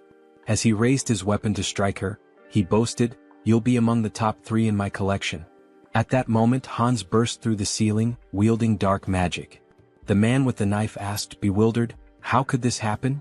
My ability is sound suppression and invisibility, isn't it? The protagonist glared at him, his voice cold. That won't work on me. Your vile deeds end today. Angered, the man demanded, who are you? A guardian? How did you even get here? Holding the weapon to the woman's throat, he threatened, don't come any closer or she dies. Sung-hyun activated his dark magic. Is that so? He said, snatching the woman away with a surge of power and holding her safely in his arms. Now what will you do? The man with the knife gasped in disbelief. A Ritterni? You dare to steal my prey? Then I'll kill her along with you. He lunged at the protagonist but was suddenly restrained by tendrils of dark energy. Judging by his words, Hans deduced, this isn't your first victim. Binding the man tightly with dark energy, he pressed his fingers to his forehead. You won't mind if I confirm that for myself? Using necromancy, Sung-hyun activated the Cry of the Dead skill, peering into the man's memories. He saw vivid scenes of the man torturing and murdering his victims. You're a serial killer, Hans declared grimly. I don't need to look any further. His tone sharpened. I sentence you to death. The man screamed in agony as the dark magic overwhelmed him. Sung-hyun muttered, even death is too merciful for someone like you. He considered for a moment. But I need an undead servant for my work. You'll do just fine. With a cruel smile, he activated a spell that drained the blood from the man's body. The system window appeared, announcing the creation of a new undead, Ghast.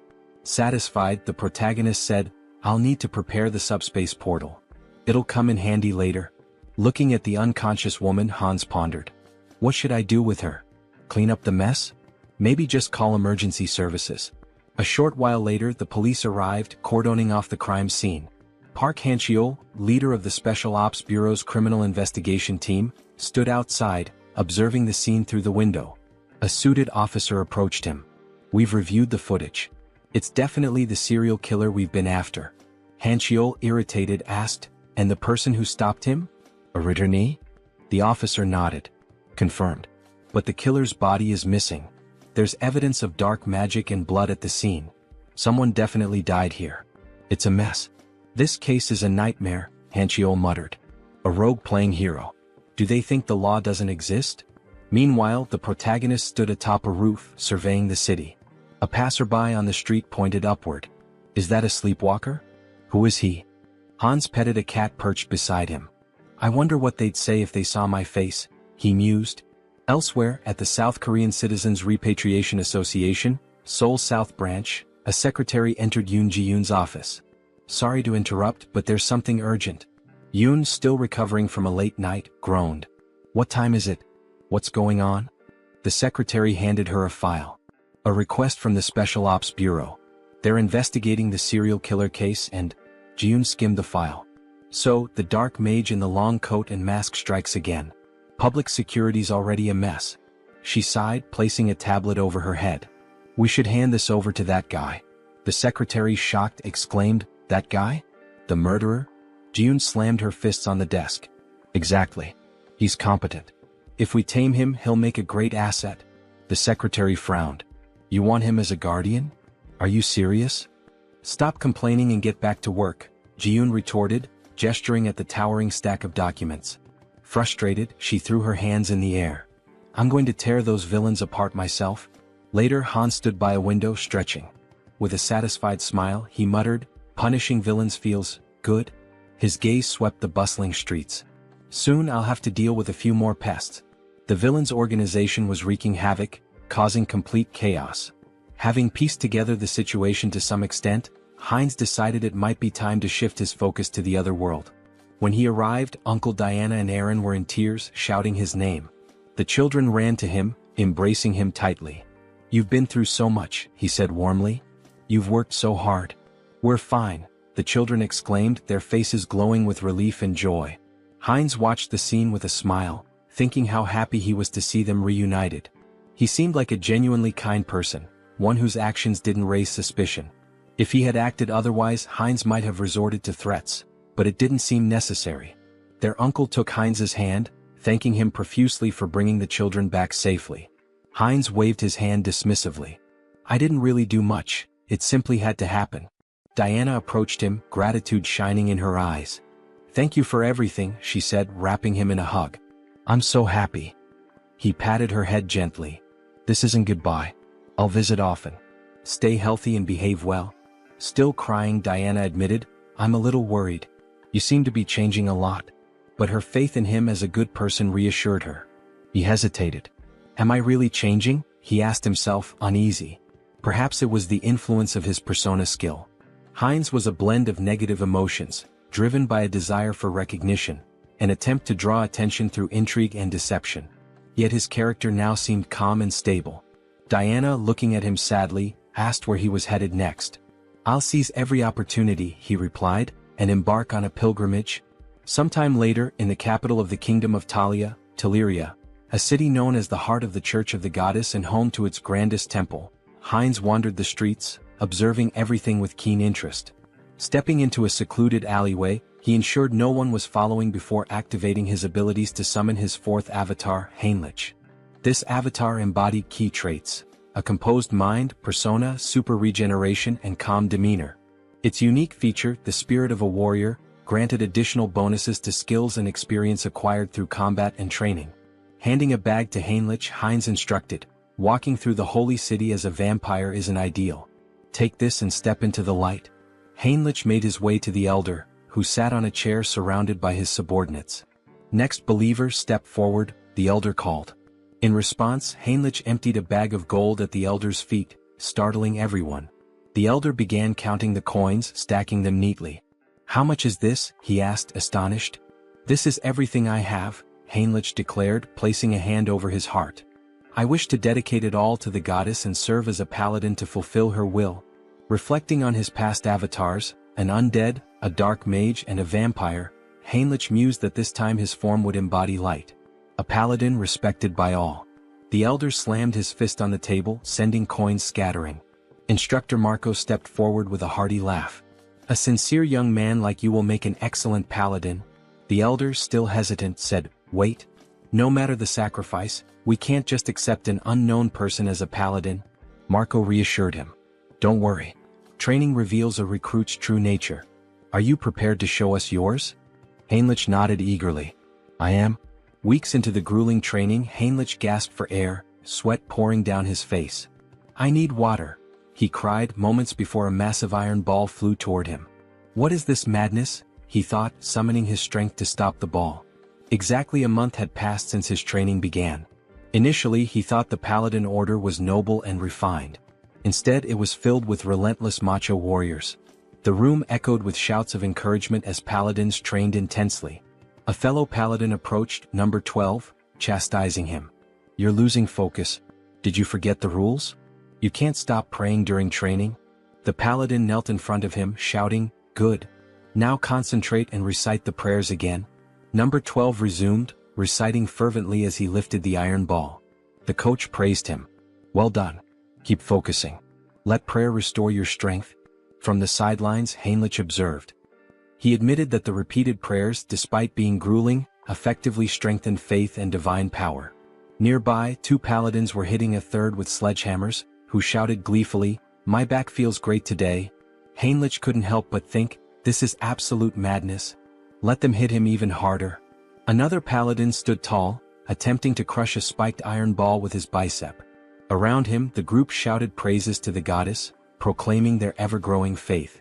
Watching from the sidelines, Heinrich couldn't help but think, do they really need to train like this? On the second floor, the trainer approached Marco, questioning him about the new recruit. Is he just a simpleton? Marco smirked.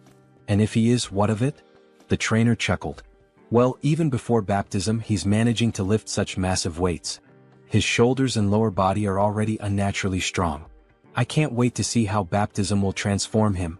Hearing this, Heinrich felt a wave of discomfort. Why are they drooling over my body? He thought, trying to suppress his unease. He didn't want to attract attention from this group of apparent muscle fanatics.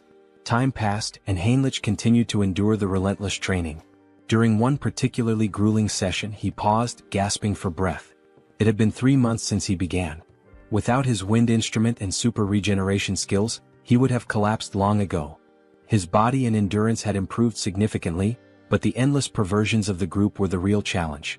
Marco approached him, placing a firm hand on his shoulder. Finished with lower body training? How about we hit some chest exercises together? Marco removed his shirt, flexing dramatically in front of Heinrich. Panicking, Heinrich let out a distressed scream. The trainer joined in, striking a dramatic pose. What a beautiful day. Don't you agree we should do some solid back training? Heinrich's discomfort grew unbearable as he tried to suppress a shudder. Why are these muscle perverts targeting me? Later, Heinrich sat near a building with another paladin, stretching his neck. I think I'm starting to lose my mind, he muttered. Not a single day goes by without someone inviting me to train with them. The other paladin laughed. That's because the elders have low expectations for themselves. As they spoke, a group of smiling paladins passed by, laughing among themselves. Suddenly, two figures emerged from the building, Archbishop Lucius and Tuscan. They waved at the paladins, their presence commanding attention. One of the senior members announced, "We've received orders for an expedition with the full contingent of crusaders. When do we depart?" Heinrich noticed one of the paladins and thought, isn't that the guy who pointed his sword at Hans? The returning group must have been searching for Hans. Could they really have been hunting him all this time? Shortly afterward, the recruits gathered in a grand hall. An elder stood at the altar, addressing the group. We are here today for the baptism ceremony of the most promising recruits. Due to special circumstances, the ceremony has been moved forward. We hope for your understanding. One recruit whispered, why are they holding an event that usually happens only once every 6 months? Why now? Heinrich had his suspicions. They're desperate for reinforcements to pursue the heir to the immortal king. But this is a perfect opportunity for me to test my plan. The elder called out, Max Veroin? Max stepped forward, and the elder asked, are you ready to dedicate your life to the goddess and serve as her paladin? I am, Max declared confidently. Heinrich observed quietly, reflecting on the process. Those who undergo baptism transfer all their mana to the deity, losing the ability to use magic. In return, the deity grants a sacred blessing of immense power. The strength of the blessing depends entirely on the recruit's faith. The purer and more unwavering the faith, the stronger the paladin becomes. The elder called the next name, Heinrich. Smiling, Heinrich stepped forward, thinking, I'm fortunate to have devised such a brilliant plan. Until now, he had used his center of the mind skill primarily to suppress external stimuli and control emotions. But he had realized it could be reversed. By combining this with the persona skill, he could project the illusion of absolute faith in the goddess. As the high priest extracted his mana, Heinrich would filter out any mistrust or doubt, leaving only pure, unblemished energy. When the high priest initiated the ritual, the room began to glow with an intense sacred light. Gasps and whispers filled the air. "This is unprecedented," someone exclaimed. "The sacred power is reaching the very head of the goddess's statue." The high priest, astonished, placed a hand on Heinrich's shoulder. "You've just undergone baptism, yet your sacred power rivals that of a priestess. Such unwavering faith. I'm truly impressed." Heinrich's plan had worked perfectly, and he smiled inwardly. Heinrich continued to train diligently, a smile forming on his face as he thanked those around him. Suddenly, a system window appeared before him, informing him that he had acquired the holy baptism skill. This skill allowed him to distribute spiritual power more effectively among his avatars. As he examined his hand, he pondered, "Is this the limit of holy power?" The thought brought him some relief. He had been skeptical that a false faith built on illusion could yield any results. Still, it seemed the skill hadn't worked to its full potential.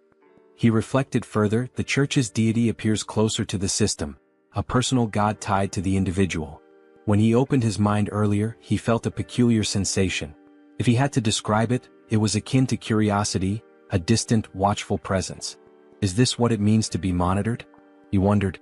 Such power, he decided, should only ever be used for good. Later, in one of the meeting rooms, Lucius and Tuscan stood before a tactical map, moving pieces around as they discussed their strategy. "This is a mess," Tuscan said grimly. "We've been searching for a month and haven't found even a single village connected to the heir of the immortal king." Lucius sighed. "I have nothing to present to the deity." He glanced at Tuscan and added, "And beyond that, I sense the kingdom of Talia's support is waning. The vampire organization hidden within their borders is likely involved." Tuscan moved a few pieces on the board and replied, "During the pursuit of Hans, the misunderstandings surrounding the vampire slope and the oath of disobedience have grown too large to ignore." He picked up one of the game pieces, continuing, "The assassination squad has failed to achieve any meaningful results. Political pressure from the state is mounting, and they're leveraging this situation against us." Slamming his hand against his head in frustration, Lucius declared, "The assassination squad will be disbanded. My subordinates will return everyone to the capital." Tuscan nodded in acknowledgement and left to carry out the orders. As he walked away, he thought about the precarious situation they were in. "We're surrounded on all sides, and the paladins' numbers are no longer sufficient. What should I do with this knowledge?" Looking out onto the training yard, he observed the recruits sparring. "Are these the ones baptized today?" he wondered. Suddenly, something caught his attention, a recruit striking Heinrich with a weapon. Heinrich reacted instantly, countering with an elbow to the face that sent his opponent sprawling to the ground, disarmed. The trainer shouted, "Heinrich wins this battle." A system window appeared before Heinrich, announcing that his avatar had achieved enlightenment through repeated training. He had unlocked the Crusader fighting technique skill. As he stood there, Heinrich noticed a wound on his body healing rapidly. With his super regeneration and newfound sacred power, the injury disappeared entirely. The defeated recruit, wiping sweat from his face, asked, "Did you let me hit you on purpose?" Heinrich extended a hand to help him up. "The effort was worth it," he said with a smile. "Tactics are my style." Yet inwardly he thought, this still isn't enough. To grow further, I need to evolve my abilities. At that moment, Tuscan approached, his expression serious. "Your sacred power is remarkable," he said. "You're already at the level of a trainer or a high-ranking paladin." The defeated recruit looked shocked by Tuscan's words. Tuscan continued, "But you're not experienced enough to be a full paladin just yet." Heinrich tilted his head, curious. "What do you mean?" Tuscan smiled knowingly. "You've likely felt it, more than others." He extended his hand to Heinrich. "I can make you much stronger. Will you come with me to the Rosalia Temple?" The protagonist inquired about his purpose in the Grand Temple, to which the response came as a question. Did he have any particular issue? Heinrich extended his hand reassuringly, stating that there was no problem and affirming his desire to accompany him. Tuscan, with a dissatisfied expression, began walking away, remarking that if he wanted to follow, he should do so immediately. The protagonist hurried after the paladin, requesting time to gather his belongings, but Tuscan advised him to entrust that task to someone else. They entered a room and stood on glowing runes. Tuscan placed a hand on the protagonist's shoulder, acknowledging how sudden everything seemed. He assured him that everything would be explained in detail later. The protagonist nodded, indicating his understanding. Soon they arrived at the renowned Great Temple of Rosalia, the largest sanctuary of the church, positioned at the continent's center. This sacred site was where both the father and the goddess had once dwelled, marking the heart of the faith.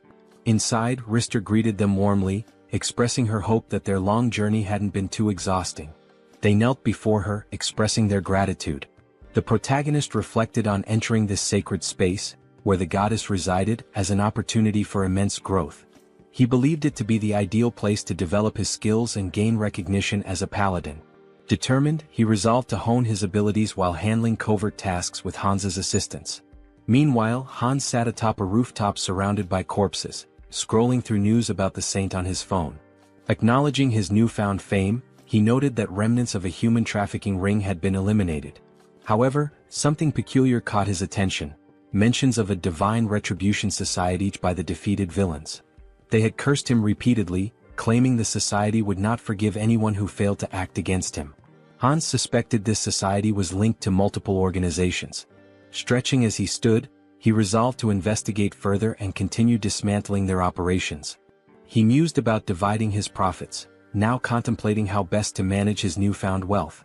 Later, Hans walked down the street wearing a mask, considering the risks of trading large quantities of valuable, mysterious items under the guise of the Haho mask persona. Any sudden activity might make him a prime suspect. Entering a discreet establishment, he handed a bag of money to an employee and expressed his intent to sell.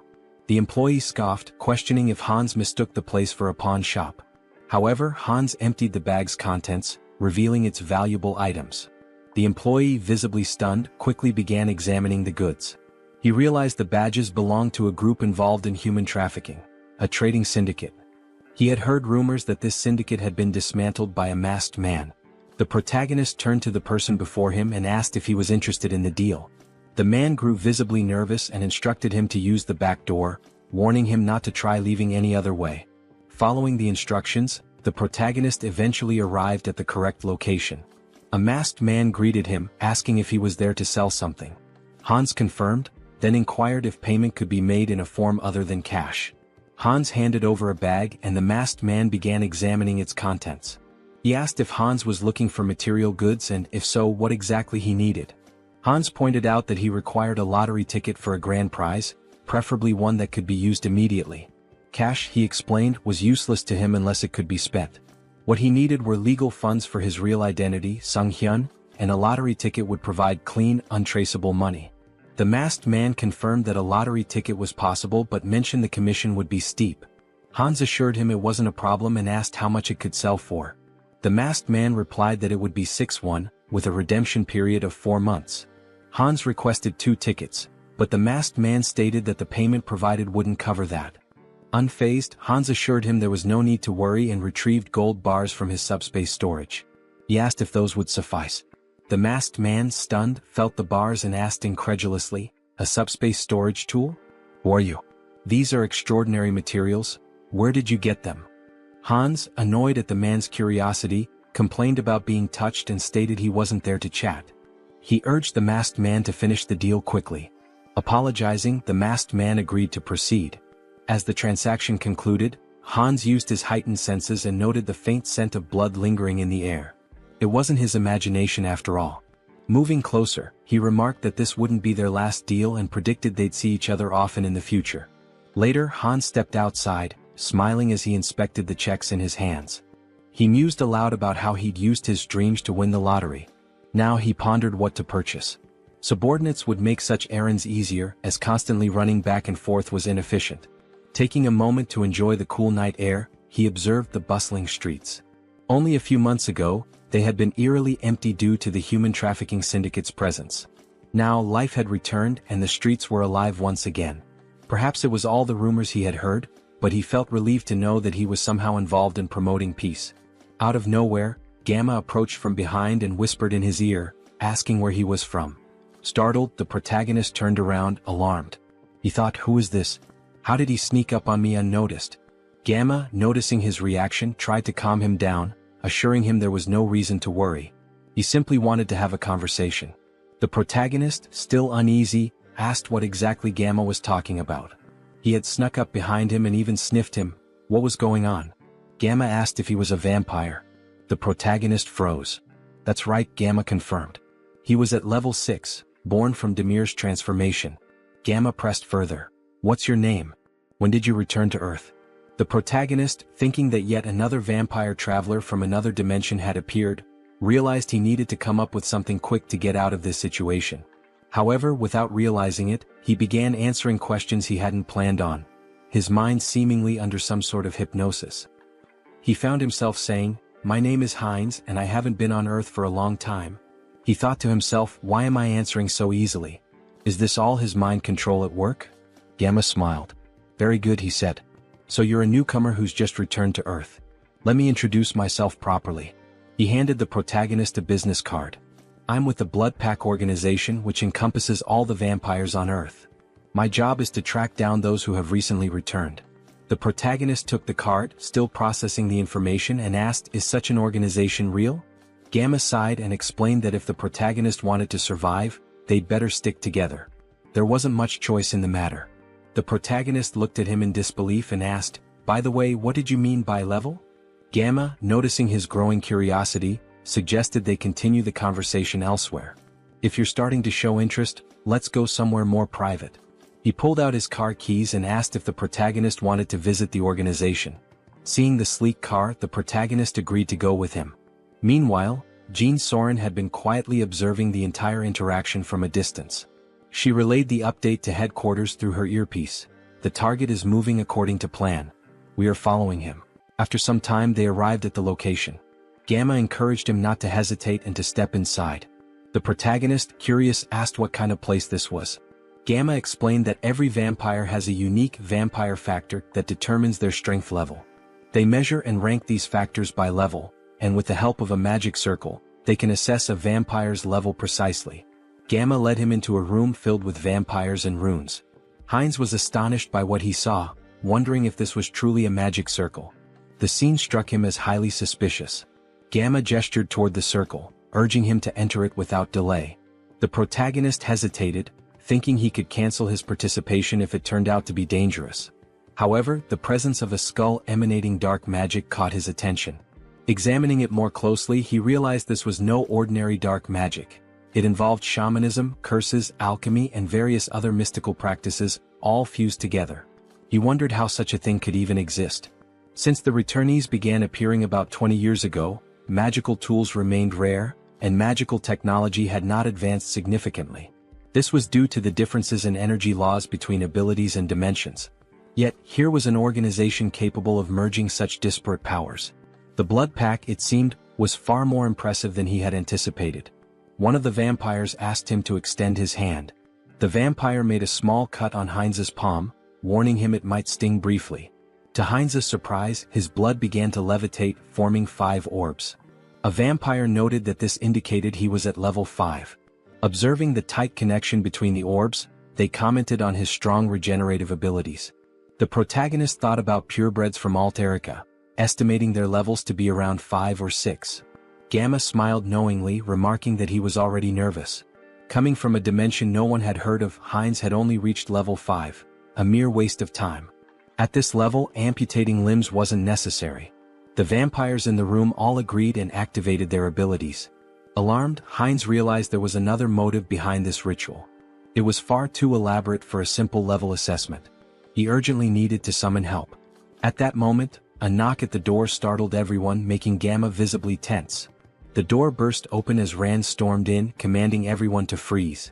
She declared her intent to apprehend Gamma, a level 6 vampire from the Blood Pack, for kidnapping and killing other vampires. Gamma appeared unfazed, questioning her rude intrusion. The protagonist found Rand familiar but couldn't place where he had seen her before. Rand pointed out that when she first heard rumors of vampires being abducted, she doubted their truth, but now the evidence was undeniable. She demanded that Gamma release the vampires and surrender. Gamma mocked her, calling her a naive servant of the Blood Pack. He questioned why vampires needed to live in subjugation, follow human rules, and hide underground.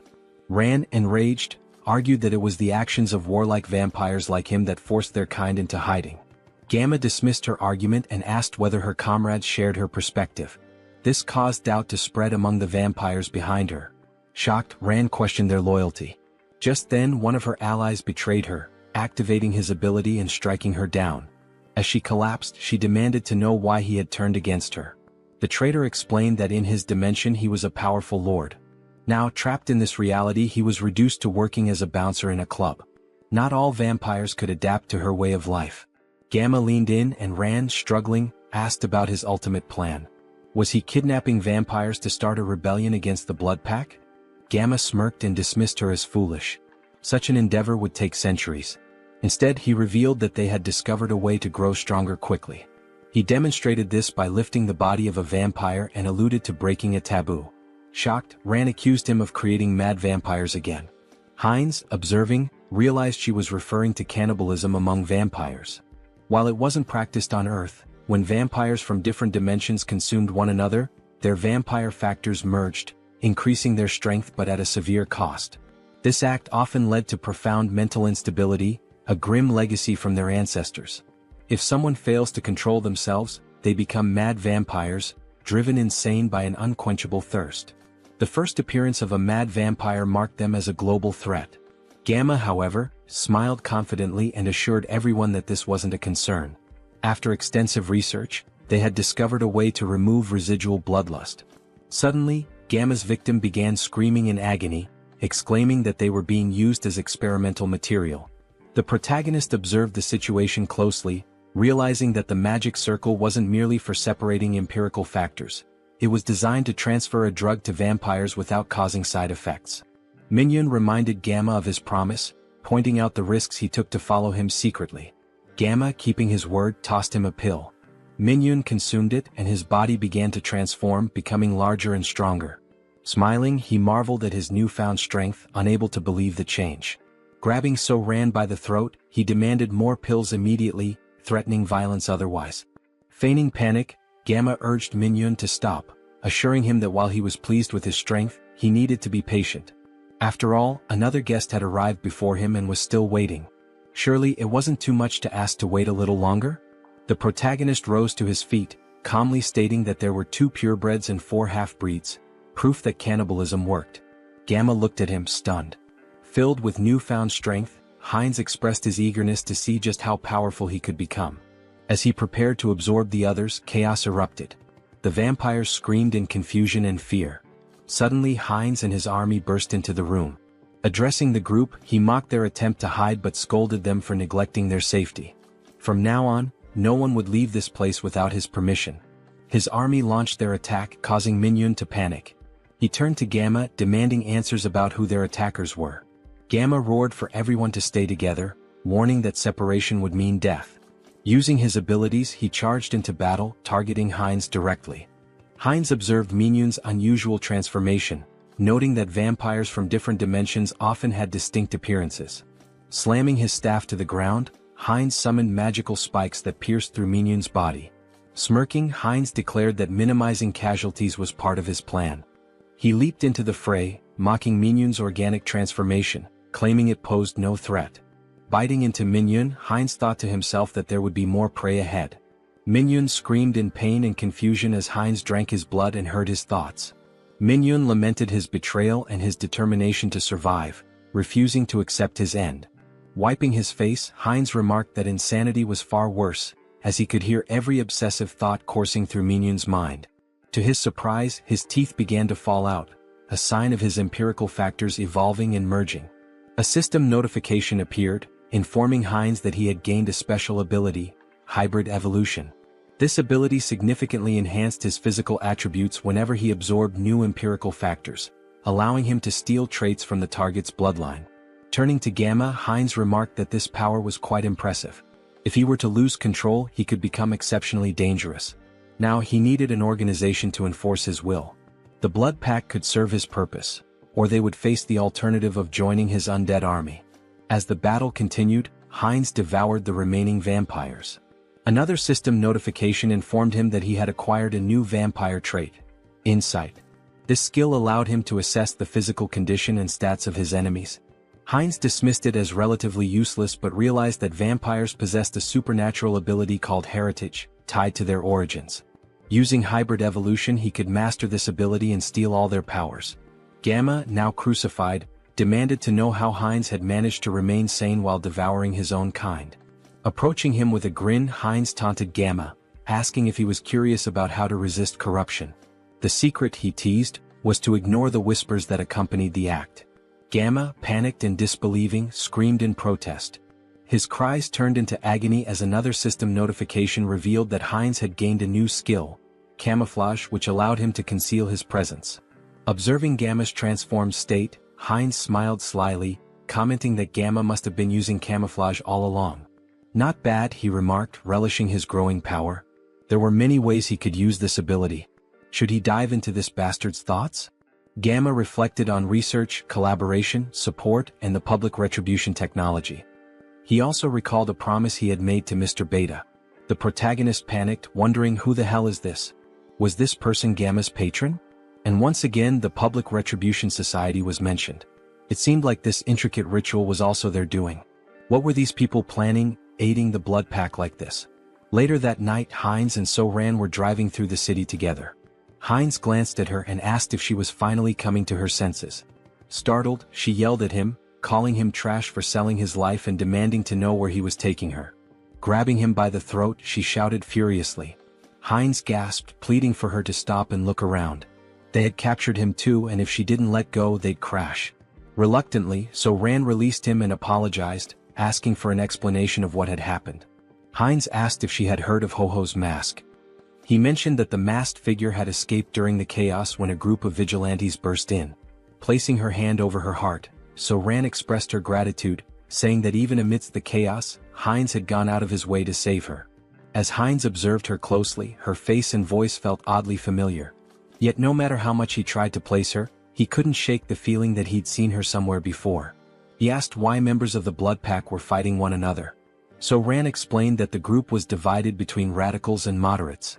She and her team had discovered evidence that the radicals had kidnapped one of their own, so they infiltrated the radicals' territory. She expressed relief that they had escaped in one piece and even managed to learn the radicals' plans. She intended to inform the higher-ups and put an end to it. Heinz, skeptical, thought to himself that resolving this wouldn't be so simple. It was likely that even the highest-ranking members of the radicals were involved. So-Ran cheerfully asked about Heinz's identity. Who was he as her savior? He seemed incredibly strong. Heinz replied that she could call him whatever she wanted, as she felt comfortable. She asked if she could call him up for convenience, to which he nodded, mentioning he'd recently returned to Earth and hadn't formed any bonds yet.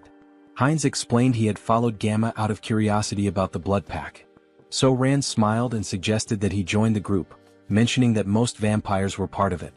She assured him that moderate vampires didn't engage in shady activities and had steady blood supplies through partnerships with blood banks. Heinz expressed interest and So-Ran promised to show him more. After some time they arrived at their destination. Inside, a little girl named Nahi ran to the door when she heard them. So-Ran greeted her warmly and Nahi hugged her, asking if she was okay. Smiling, So-Ran reassured her, introducing Heinz as their friend and a new member of the blood pack. Nahi, looking nervous, greeted Heinz. He waved back with a friendly smile. So-Ran patted Nahi's head, asking her to stay and play while she showed Heinz the room. Nahi agreed but asked her to return soon. On the way up, Heinz commented that Nahi seemed very small. So-Ran clarified that it wasn't just her appearance. Nahi wasn't a returner. Confused, Heinz asked if all vampires weren't returners. So-Ran explained that wasn't true. Nahi had been born and raised on Earth, but her father, a returner, had turned her into a vampire to save her from a chronic illness. This revelation made Heinz reflect on why the government wanted strict control over vampires. In many ways they were like an infectious disease. So-Ran continued, explaining that turning someone on Earth took significantly more power than usual. Nahi's father had reached his limit but wanted her to live confidently, even under the sun. Eventually they reached a room. So-Ran let Heinz in, telling him to call her if he needed anything. Since it was late, she suggested he rest. She said goodbye with a distinct gesture. Heinz froze, startled. That gesture, her voice, it all seemed so familiar. Pointing at her, he asked, "Is she the streamer Orchid?" So-Ran's eyes widened in shock and she screamed in embarrassment, covering her face. She stammered, asking if he'd just mentioned her stream. She blushed, saying that moment from her stream was stuck in her head, then nervously asked if he was one of her subscribers. Heinz awkwardly waved, denying it, explaining that her videos had simply popped up in his recommendations a couple of times. She sighed in relief and said it was a good thing because she had nearly died of embarrassment. She explained that she had been a trainee, and after quitting she felt lost and decided to try streaming. Heinz asked how old she was back then. She replied that she was 22 now and had awakened at 19. Then she asked his age and when he had awakened. Feeling awkward, Heinz quickly shut the door behind him, calling out that he'd tell her later. She blinked in surprise, wondering aloud if she had said something wrong. Inside, Heinz exhaled deeply, realizing she was much younger than he had assumed, which explained his casual tone earlier. At 20 years old himself, he found it surprising that she was older than him. Lying on the bed, he muttered to himself that regardless, she still looked familiar. As a streamer, she was quite famous. Maybe he should look her up online? Opening her streaming page, he found a notification about her recent hiatus. In the post, she mentioned taking a break from streaming for about a week due to work obligations. She assured her audience she'd return as soon as possible and hoped to see them again soon. Heinz swiped through the updates, thinking to himself. After she posted this, she went straight to the crime scene? If he hadn't intervened, that post might have been her last. The thought unsettled him. The situation had been far too close and dangerous. The next morning, Heinz woke to the sound of So-Ran yelling into her phone. She was shouting, demanding to know why there was no evidence. How could they find nothing? Groaning from his headache, Heinz got out of bed, wondering what the commotion was about so early in the morning. Heading downstairs, he heard her shouting again. He says there's no proof of this. How is that even possible? Noticing Heinz, So-Ran paused her argument and asked if he was awake. Holding the phone away, she explained that her colleagues had gone to the crime scene yesterday, but everything had been burned. There was no evidence left, and now they couldn't act against the radicals. Heinz clenched his fist, thinking to himself, they've gone too far. Were they trying to erase all traces of me? Out loud, he sympathized, saying it was unfortunate, but then he asked her something. Could she tell him where the radicals' base was? Her eyes widened in surprise. Why do you need to know where the radicals' base is? She asked. Then, raising her voice, she added, don't tell me you're against the blood pack. Heinz raised his hands to calm her down, assuring her it wasn't the case. He explained that the radicals were dangerous, and it would be better to know their locations to avoid them. Taking a deep breath, So-Ran nodded, placing a hand over her heart. That does make sense, she admitted. She pulled up some information on her phone, handing it to him. Here, hold on to this. Avoid the marked locations and you'll stay safe. Heinz studied the screen, noting the map of locations. While doing so, So-Ran offered to cook him something since he was already up. He waved his hands, politely declining. No need to trouble yourself, he said. I'll grab something nearby. There are plenty of good restaurants around.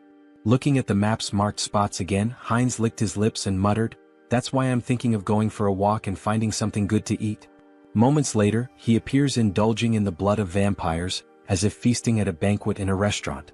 Suddenly, a still-living vampire calls him a bastard, warning that he cannot leave peacefully because the clan leader will hunt him down, leaving not a single bone marrow behind. The protagonist asks if they know who he is and thanks them, mentioning that after stealing the concealment skill from these vampires, they are now worse than blind fools. So, he won't have any trouble for now. He then demands they reveal where their other friends are. By touching the vampire's head, he accesses their memories and discovers that the next day, there will be a gathering in a secret location, and their leader will also be present. The protagonist sees this as a perfect opportunity to eliminate all of them and feed. After finishing off the last living vampire, he says it's time to clean up. Using the blood bloom skill, he spreads blood to create a burning flower that won't extinguish unless the caster wishes and burns only the target. This new technique, which he acquired after stealing from the vampires, is perfect for erasing his traces. As for magical traces, he'll use his concealment skill to hide them. With these two skills, no one will be able to track him. Suddenly, the protagonist's heart starts pounding. This feeling, his body was beginning to evolve again. While spitting blood and groaning in pain, he acquired new abilities. The special skill, Bloodline, Pure Blood, evolves into Bloodline, True Blood. Due to the effects of hybrid evolution, he gains enlightenment and acquires the skill, Blood Flow Amplification. His recovery ability has transcended its limits, and the skilled regeneration has evolved into hyper-regeneration. Finally, he has become a True Blood and gained some new abilities. Let's test what they do. He makes a deep cut on himself and within seconds his artery heals. Now he can control blood and has absurd regeneration. During a fight, he can absorb the blood of enemies to recover, making him practically invincible. If a True Blood is this strong, imagine how powerful a Holy Blood might be. In the next scene, we see Jean Soren thanking someone for donating 1 million cheeses. The donor earned 1,000,000 points in her heart. She thinks this donation will allow her to buy many blood packs without worrying. Suddenly, the protagonist enters the room. They look at each other and blush. He apologizes for interrupting and tells her to continue her work. Soren, embarrassed, shouts at him to knock before entering and punches him. Soren then asks what happened. He tells her they received a letter in her name. The letter contains images and information about a group of criminal vampires. Someone mysterious sent this dossier with such valuable information. She has no idea who it could be. Perhaps the famous masked figure people keep talking about? But the only person she had discussed this with was Mr. Hines. These details came after she gave the location to Mr. Hines. Could these two be working together, or is it just a coincidence? The next day, Hines observes a house from a rooftop where a secret meeting will take place to discuss measures against the masked figure and the recent attacks.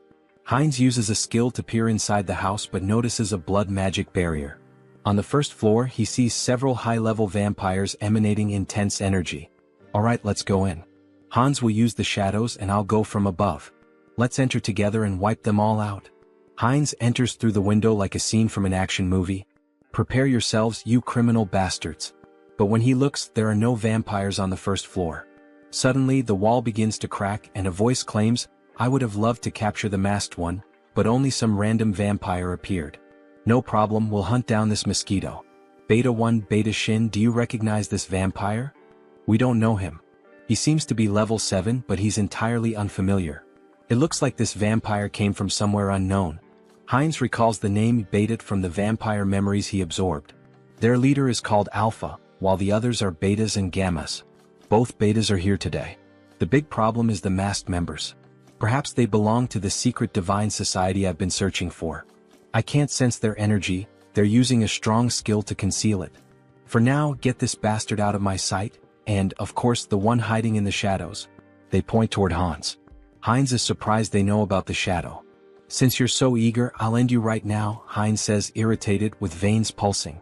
Using the skilled blood flow amplification and acceleration, he quickly jumps on the vampires, draining their blood. The other vampires are shocked to see Hines cannibalizing his own kind, which is unacceptable. Hans, meanwhile, summons skeletons from the shadows. One vampire tries to flee, begging for his life, but Hans appears in front of him, saying, "You're not the only ones who can create barriers. From now on we'll perform the dance of death, where there's no place to run." And so, the dance of death begins. Vampires lose their lives one after another. Beta 1 is stunned by the strength of this unknown vampire. This power doesn't make sense, he's only level 6 or 7. There must be some trick. One charges at Hines, but Hines uses his extended claws to stab one. One, however, hardens his skin like crystal to block the attack. Realizing the enemy blocked him, Hines decides to increase his strength and lands a heavy punch on one's chest. One is shocked to see his crystal armor shatter, something that had never happened in combat before. Recognizing Hines's superior strength and speed, one orders the other vampires to assist him. Hines taunts, "Do you think these small fries will stop me?" With open hands, Hines releases jets of blood, piercing one's subordinates. Enraged, one seizes the moment while Hines's hands are occupied, slicing off one of Hines's arms with a sharp strike. But it's useless. Hines absorbs blood from the fallen vampires and regenerates his arm instantly. Gaining a new skill, invisibility, Hines disappears in front of one, reappearing behind him and driving his hand into one's body, humorously described as into the vampire's butt. "Checkmate," Hines declares as he begins to absorb one's blood. New vampiric factor collected. The skilled blood magic evolves into the special skill Mystery of Blood. Mystery of Blood absorbs subordinate skills, Blood Bloom, and Blood Flow Amplification. Hines feels the surge of power, now able to control all abilities with sheer will and manipulate them rapidly. Beta Shin curses Hines for devouring his own race, calling him a corrupted bloodline, and blaming his strange abilities on it. Hines responds, "So what? Are you just going to keep yelling nonsense all day? Why don't you come at me like your brother did? Or are you too scared for that?" Beta Shin charges at him, shouting, "Bastard!" Hines uses Mystery of Blood and traps Shin with blood chains. Shin continues cursing, saying, "These tricks are unfair." "Unfair tricks? That stings a little," Hines replies sarcastically. "Let me tell you something too. Checkmate." He slices the vampire's neck. As Hines absorbs Shin's blood, the other vampires are terrified, muttering, "This vampire is insane." Who would have thought the masked one would have such a strong helper? Prepare the orb, we need to deal with him now, says one assistant. One of them casts a spell and launches it at Heinz. At that moment Hans appears saying, "That's an interesting spell," and reflects it back at the vampire who cast it. The other assistant, now terrified, says, "The enemies are too strong. There's no hope, we need to flee." The leader, hearing this, declares, "We're not running," and uses a skill on the subordinate, saying, "You've been useful until now, but you'll be even more useful by dying for the Society of Divine Retribution. Go and die for freedom." The leader then uses a spatial manipulation skill to escape. Hans notices something strange about the vampire left behind. Auto-destruction mechanisms? And abandoning your subordinates on your own? What an irresponsible leader. He thought this spell would force me to leave the battlefield. What a pity, it's nothing, Hans says. Inspecting the vampire's body, he observes, there are 2 energy orbs attached to him. If they are removed, Hans continues, I control the rules of death here. Do you think you can escape death in my presence? Meanwhile, the leader is teleported to an unknown location. It was tough escaping such a strong barrier, and the magic didn't work properly. But it was enough to survive, he says. Suddenly Hans appears behind him. So, you were here, leader? Hans contemplates playing with the leader for a while but decides it's better to act decisively to prevent another escape. Hans places his thumb on the leader's forehead to access his memories about the Society of Divine Retribution. However, a defense mechanism activates, an unknown memory technology from the Society. Hans is transported to the mental realm. A mysterious voice echoes, saying it didn't expect Hans to reach the realm. Hans questions, so you've been watching this whole show from inside your own mind? He realizes this is the leader of the Society of Divine Retribution. That's correct, Haho Mask. Why don't you join us? The entity asks. Hans considers and asks, what's the Society's goal? The mysterious entity replies, it's simple. Freedom for the returned and creating a world led by them. Hans questions, an organization formed so recently already has such ambitious goals? Recently, the entity retorts. We've existed for a long time. We've been fighting for our freedom endlessly. Hans presses further, so you've been committing acts of terror for ages, haven't you? Answer me. A system alert activates. Warning, Mind Hub is regulating emotions. Repeatedly it states, Mind Hub is regulating emotions. Hans' heartbeat quickens. The entity asks, does that even matter? I hope you make the sensible choice, Masked One. Hans tries to punch the entity but hits an invisible wall. So that's your choice? The entity responds. Here, in the mental realm, mental strength surpasses magical power. You'll never defeat me here. Hans laughs, saying, is mental strength really the deciding factor here? In that case, combining all of our consciousnesses, you're the one who can't defeat us here. Meanwhile, Heinrich trains intensely. 1,021. 1,022, he mutters while lifting a gargoyle statue. Finally, a system message appears. The entity has achieved the conditions and acquired the special skill, Blessing, Sturdy Body.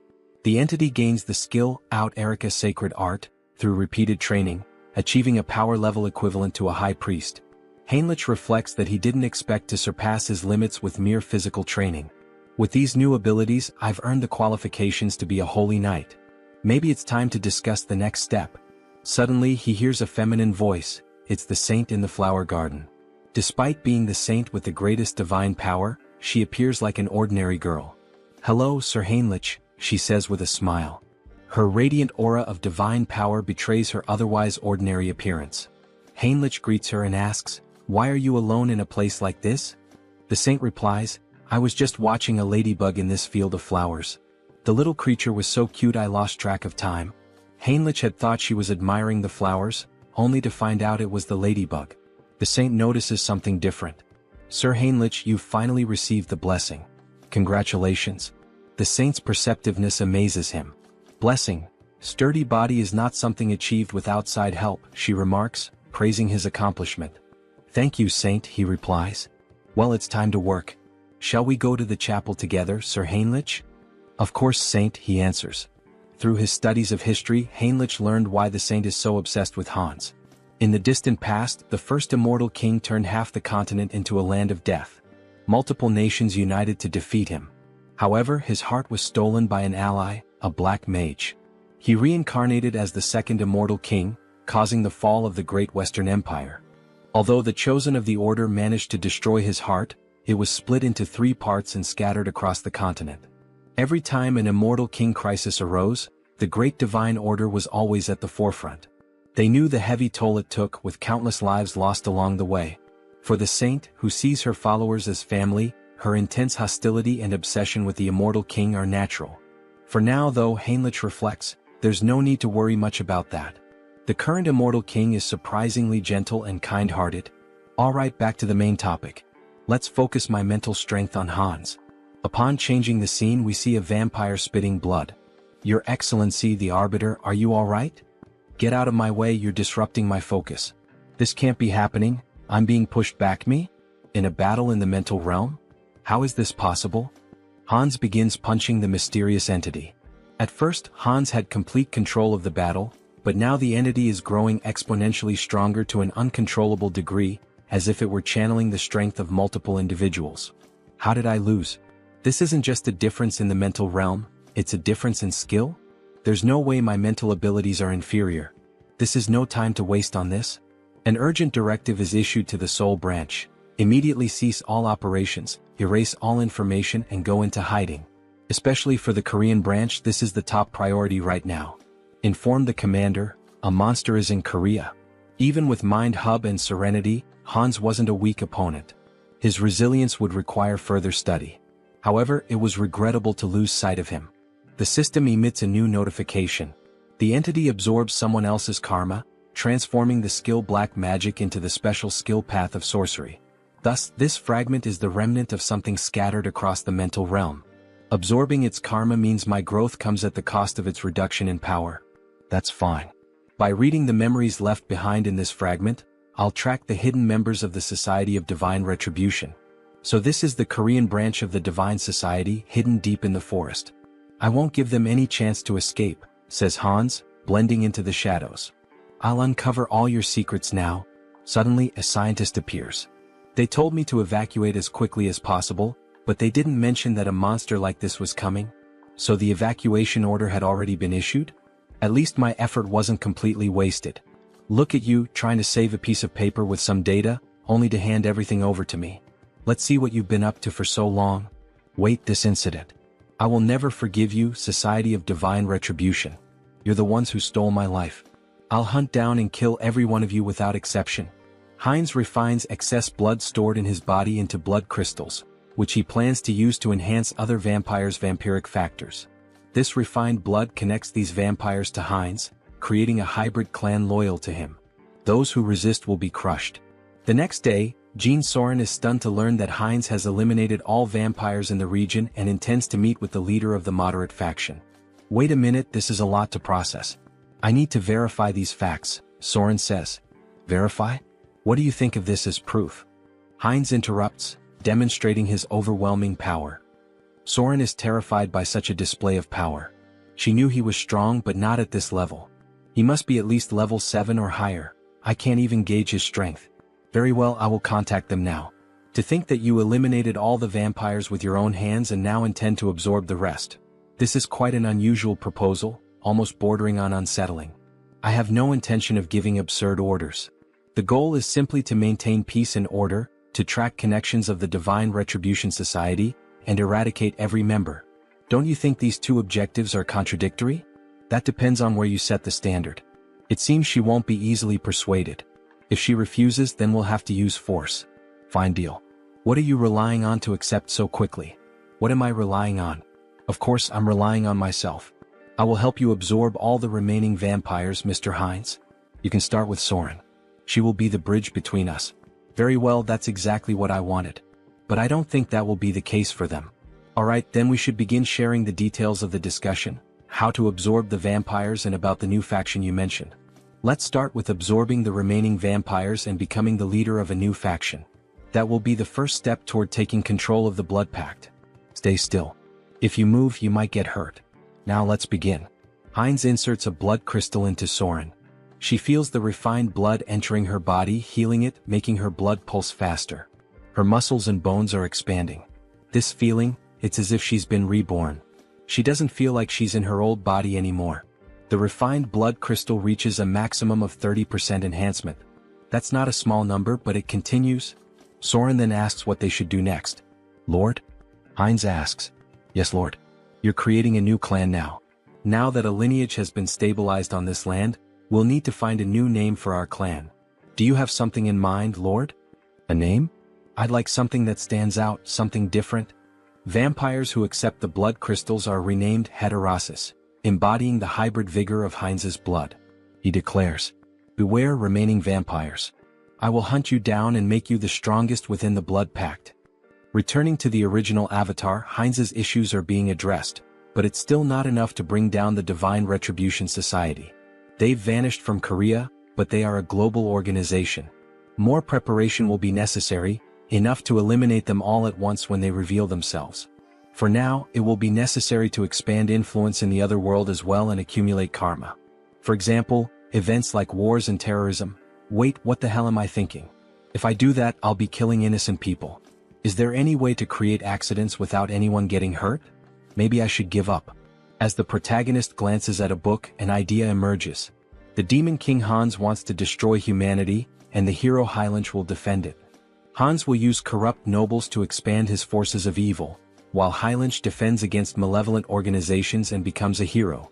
This is a perfect story, gaining karma points from both bad people and good people. It's a win-win game. Alright, let's take this one step at a time. Harley, it's time to act.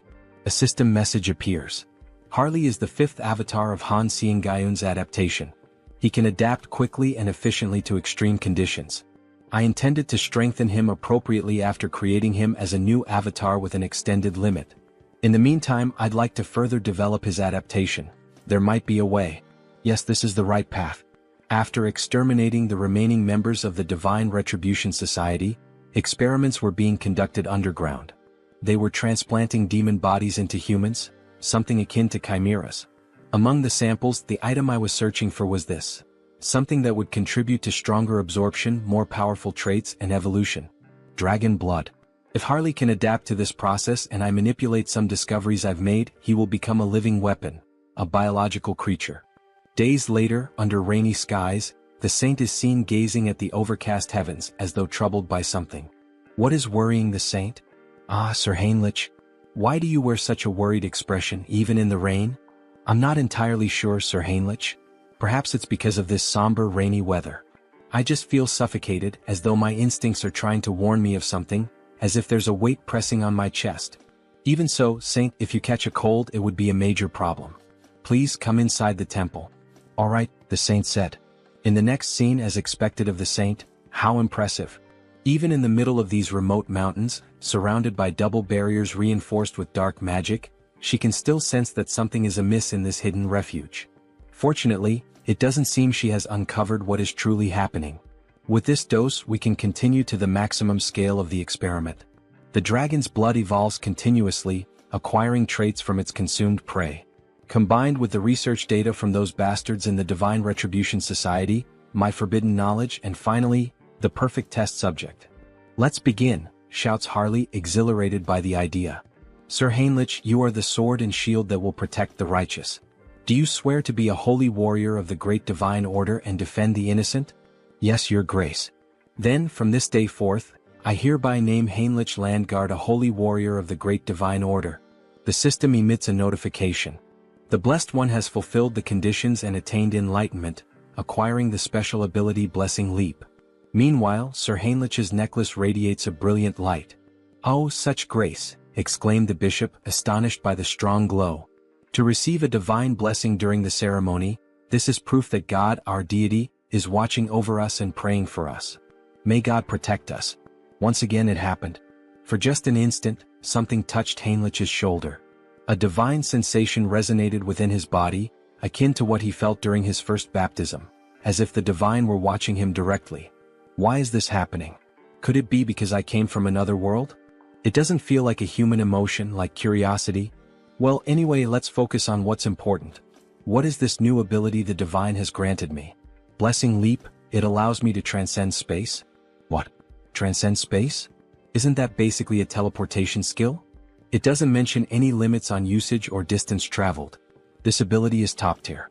As expected of a god, they are so generous, casually granting such a powerful skill. Thank you, God, for your generosity to this sinner.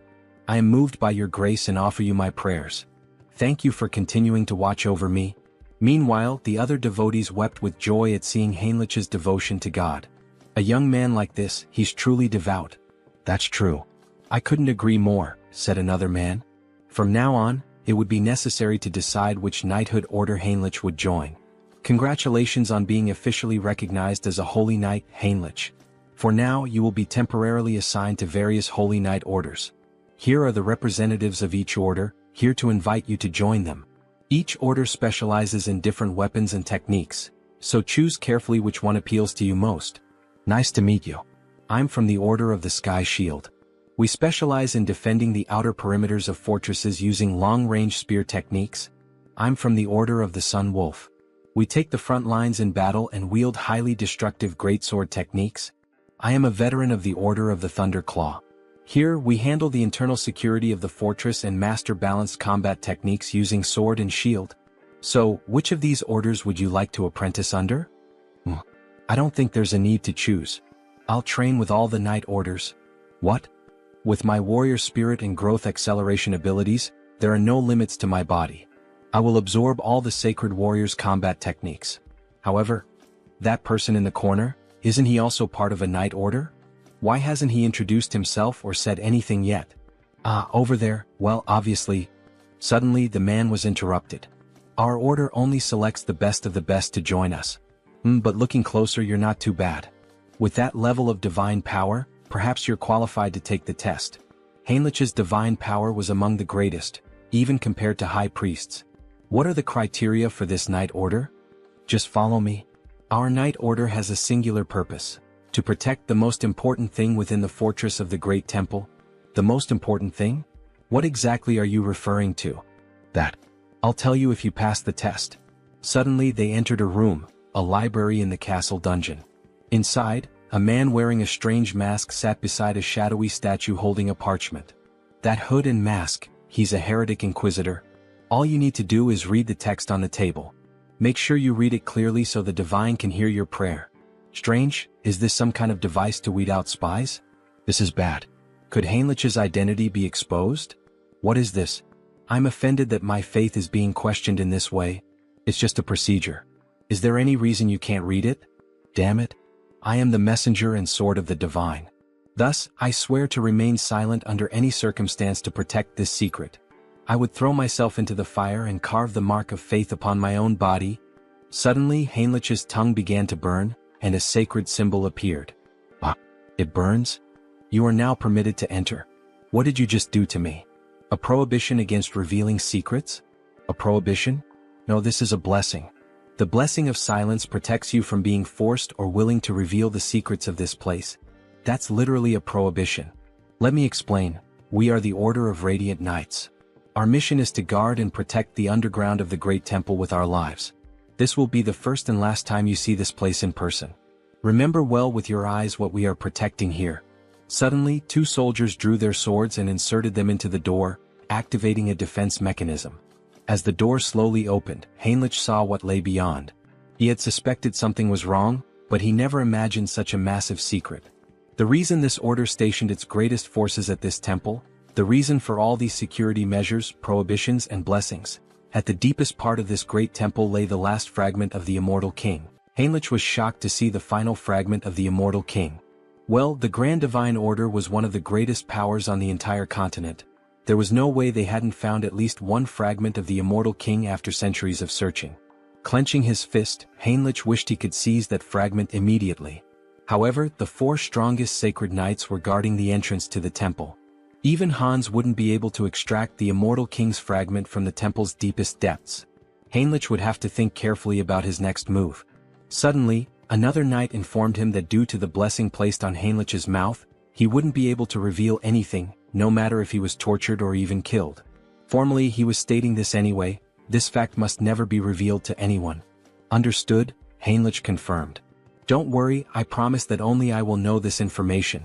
Haha, the final fragment. What an unexpected stroke of luck, Hans said, laughing wickedly as he gazed at his experiment.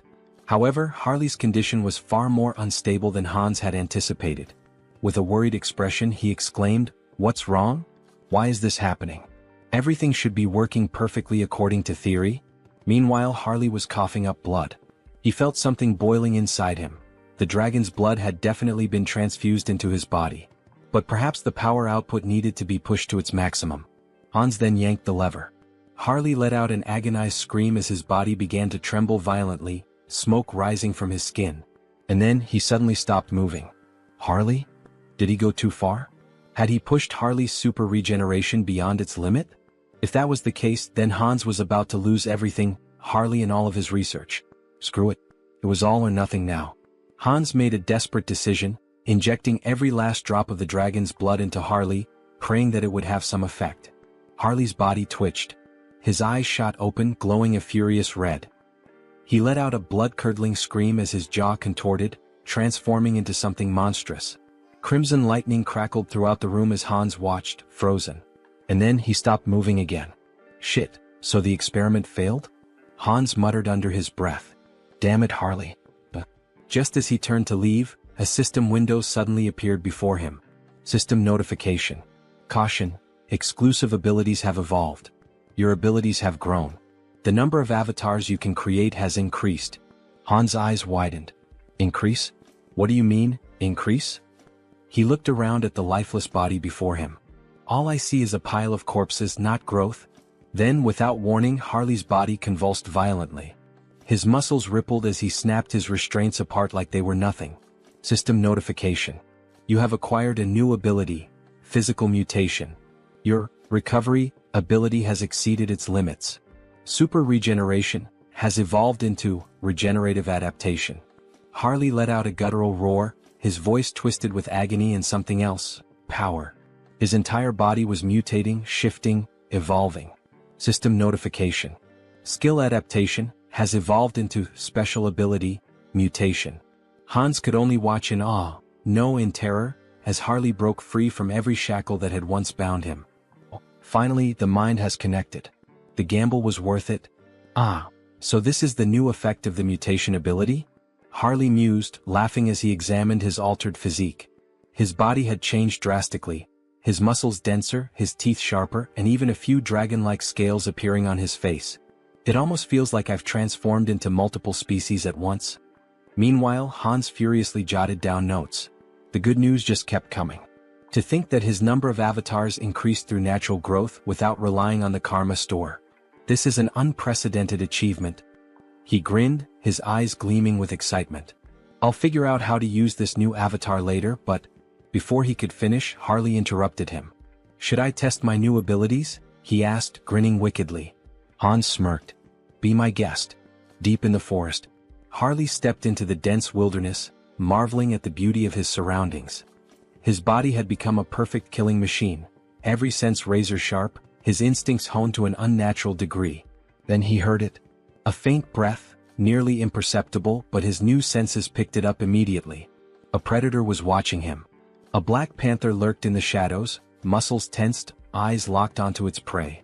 It pounced, a blur of muscle and claws, but Harley didn't move. Instead, as the beast drew closer, his eyes widened.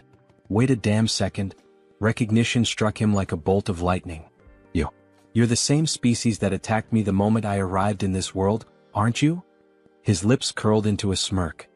Well then, it's nice to see you again. Crack. Before the panther could react, Harley's hand shot out, clamping around its throat with a terrifying grip. The creature thrashed wildly, but it was useless. Forgive me, but... With a single motion, he slammed the beast into the ground with monstrous force, shaking the earth beneath them.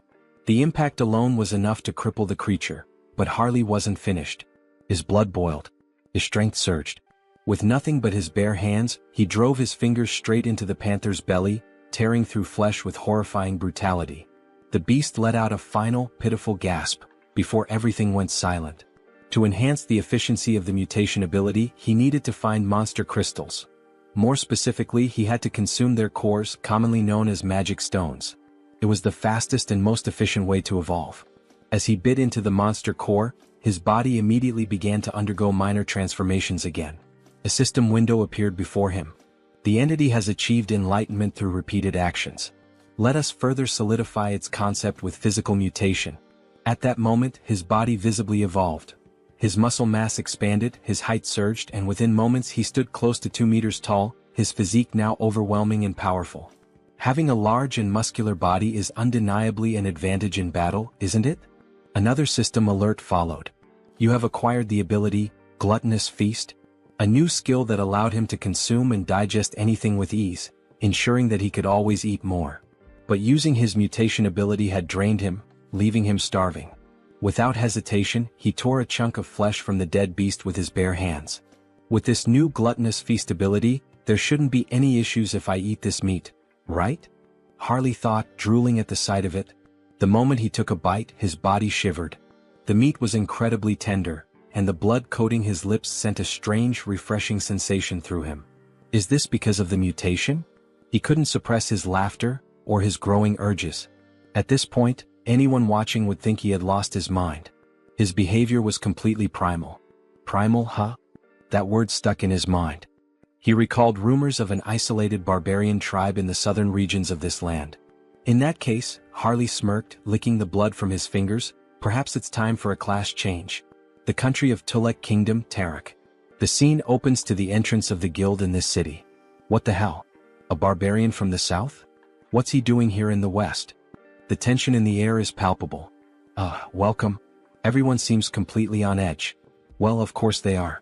This body is stylish and intimidating. Harley figured it might be too much, but in the end it suited him just fine. But he wasn't here to make an impression just yet. His goal was far greater, to become a hero capable of shaping the entire continent, leaving behind a legacy so unforgettable that no one would ever erase his name. So, what does the esteemed guest require? The guild receptionist asks hesitantly. Harley leans in, smirking. Isn't it obvious? He says, slamming his hand down on the counter. I'm here to exterminate the monsters in the northern mountains, near the steel fortress. Isn't that what this city is for? The guild worker flinches but quickly composes himself. Oh, of course. I'll register you immediately for deployment, rookie mercenary. Harley grins. Good.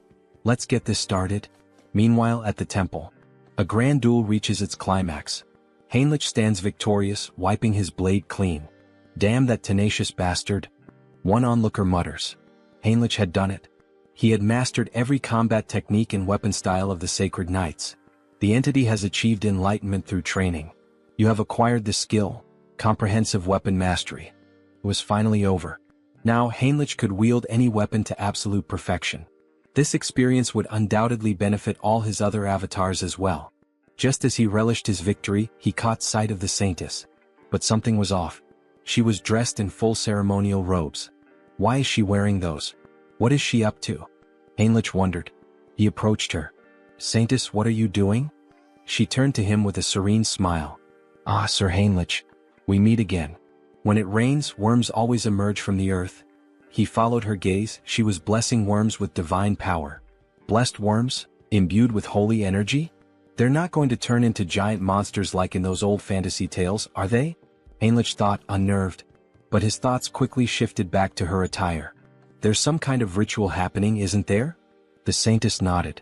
Yes. In fact, it is an extraordinary event. One capable of tracking the Immortal King. It is about to begin soon. The Immortal King? Just how powerful must this guest be, to be capable of tracing Hans? Hans, who had concealed himself behind countless layers of barriers. I'm not sure I can explain it properly, but if you're interested, perhaps, you would like to participate as an honorary guardian warrior? Heinrich didn't hesitate. Yes, Saintess. Please let me participate. Inside the temple, a voice rang out. Lord Granwood is entering. A noble figure strode inside, surrounded by an entourage. Heinrich's sharp eyes scanned the unfamiliar formation. Someone powerful enough to track Hans? I need to confirm this myself. Then more guests arrived and the room fell silent. A formal greeting echoed through the hall. Salutations to the Saintess. But then Heinrich noticed something. Those ears. A high elf. His heart pounded. The guest they had all been waiting for was none other than Rayfuri Granwood, a high elf from the Elven Kingdom. In the next scene, we see a luxurious shop filled with magical items, trinkets, and jewelry. Oh, so this is made of bronze? The texture is quite interesting, an old man muses. A shopkeeper approaches, his tone polite but firm. Sir, it's perfectly fine to browse and admire our goods, but it's been 2 hours. Are you planning to buy something, or will you just keep looking? My sincerest apologies, shopkeeper. My knowledge is still lacking, the old man replies. At this moment we are introduced to the protagonist's sixth avatar, Hubert. Hubert, the sixth avatar obtained thanks to Harley's progress in previous scenes, possesses the initial ability of appraisal. This skill grants him the power to see detailed information about items. Material, ruby. Weight, 12 grams. Material, bronze. Weight, 480 grams.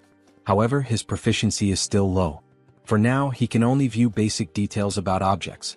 But if he continues to hone this ability, he could become the merchant who dominates the entire continent's market. Of course, before that can happen, he must navigate the opposition of existing merchants. To ensure his success, Harley's heroic influence must continue to grow, so that, in the future, they can support each other. Shifting scenes, we now find ourselves in a vast landscape of towering ice-covered mountains. Harley has finally reached his destination. So, it's you? The biggest threat lurking in this mountain? Before he can react further, a massive bear lunges at him, wasting no time in launching a ferocious attack. Harley grips his axe tightly, bracing himself as he counters with powerful swings, wounding the beast and forcing it to retreat. Seeing an opening, he leaps above the bear, ready to deliver a devastating strike to its head. However, just as his attack lands, his axe shatters in two. Before he can even curse the bear, a massive paw strikes him with full force, sending him flying several meters through the trees. Damn it! The axe didn't work. As the bear charges at him once more, Harley quickly decides to activate his body mutation ability. His arm becomes covered in dragon scales, reinforcing his strength. He clenches his fist and, as if standing in a boxing ring, delivers a full-force punch straight into the bear's mouth. The impact is immense. The bear is sent flying. Tisk, fighting barehanded is more effective than using weapons. But with power like this, I'll never be recognized as a hero. He begins to wonder, could he harness the vitality of monsters without physically altering his body? If so, it might be the key to controlling his own evolution. Determined to test his theory, he focuses on extracting only the energy from the beast, not its physical traits. At that moment, a system notification appears. The entity has met the conditions and achieved enlightenment. A special ability has been acquired, Aura. It worked. A fiery orange aura begins radiating from Harley's arm. Finally, an ability that lets him grow stronger while remaining human. But before he can fully grasp his newfound power, something approaches. A colossal monster emerges from the icy mist. Without hesitation, the creature kicks Harley, sending him skidding across the frozen ground. As expected from the northern mountains. First a bear and now an ogre? Harley smirks, cracking his knuckles. Well then, maybe this is the perfect time to test my new ability, he says, letting out a wicked laugh. The ogre stomped down on Harley, letting out a deep, guttural laugh, convinced it had finished him off. But then a firm grip. Harley was still there, clutching the monster's foot. You think this is funny? You really want to see something funny? With a smirk, Harley began lifting the ogre's leg as if he were simply doing strength training. Let me show you something amusing. With one final push, he sent the ogre off balance, then used the momentum to leap onto its back. In his hands was a new weapon, gleaming with power. As if invoking the might of a god of war, he roared, "The slumbering ogre of the forest, awaken!" And with that, he tore into the beast, carving deep, brutal gashes into its flesh. Blow after blow, he cut it apart, reducing it to nothing but lifeless remains. As he stood victorious, his gaze shifted toward his new axe. With this, I will become a hero. But then, a foul stench filled the air. A scent both revolting and strangely nostalgic, like the rotten musk of a neglected wound. Harley turned toward the source, deep within the forest. From the shadows, two armored legs stepped into view. So, it was you all along. Oath of rebellion. Harley's voice was cold, calculating. I don't know what you're scheming in a place as remote as this, but it's obvious who you are. His grip tightened around his weapon. And I'll make sure to tear out the roots of this corruption before it spreads. With a burst of immense speed, he lunged forward. Meanwhile, in a distant, more refined setting. Exquisite. This tea is truly exquisite, said the elf, his tone filled with satisfaction. We are deeply grateful for your warm hospitality, Saintess. The woman smiled, honored to hear such words. It pleases me to know the tea suits your taste. Our great divine church also sincerely appreciates your presence here. The newest ally of the church was not just any elf. He was a high elf. Hailing from the kingdom of elves on the continent of Enamel, a land where the elves revere the world tree. Though their faiths differed, the great church of the supreme god and the elven kingdom had long recognized one another, maintaining a steady exchange of knowledge and culture. For in the grand scheme of existence, acknowledging another's presence and choosing an object of worship were two entirely different things. The high elves stand at the pinnacle of elven society, the highest class within their kingdom. If one has come all this way, could it mean they intend to use the world tree's power to find Hans? Regardless, this is incredible. Their pupils, shaped like stars. Ah, so my eyes have caught your attention? The high elf remarks with a knowing smile. The saintess, flustered, quickly averts her gaze. Oh, was I staring that much? My apologies, I didn't realize. It's quite all right. In the end, it's an interesting topic to discuss. These eyes are the mark of a high elf. Elves born with these celestial eyes serve as priests, bridging the connection between the world tree and their people. However, such a birth is exceedingly rare. Only 2 or 3 are born per generation at most. And even then, most of them have been elderly in recent times. That is why the birth of a new high elf is an event of great urgency and hope. So, this urgent request for aid, is it related to that situation? Correct, the high elf affirms. A divine revelation was received not long ago. A child of great potential was born on the continent of Ion. However, before she could be protected, she was captured by slave hunters and sold as a sacrifice to a dark sorcerer. That is why we sought the aid of the great church of the supreme god. We need assistance in locating her before it's too late. This is terrible. Do you have any clues about her whereabouts? She was last tracked to the northern mountains. We've pinpointed them somewhere deep within that treacherous region. The northern mountains? That's a remote and perilous place. Do you have a description of the child? Meanwhile, in the heart of those very mountains, Harley had arrived. As he surveyed the desolate landscape, his eyes locked onto a girl. Pointed ears. Shackled in chains. Back at the church, the high elf continued their description. She has yet to awaken her celestial eyes, so for now, she appears to be a normal elf. By human standards, she would look like a teenager. Her hair is a light green, and her eyes, a shade of orange. A sharp breath. A sudden realization. Wait a minute, that's not possible. Heinrich thought, his expression shifting. At that same moment, deep in the mountains, Harley took a step forward, looking at the girl before him. Kit, what's your name? He asked. The girl hesitated, then spoke softly. Cecily. My name is Cecily. If you enjoyed this video, don't forget to give it a thumbs up, it really helps. And for more content like this, make sure to subscribe and hit the notification bell so you don't miss any updates. Let me know in the comments if you'd like to see another part. I'd love to hear your thoughts. See you next time. Bye-bye.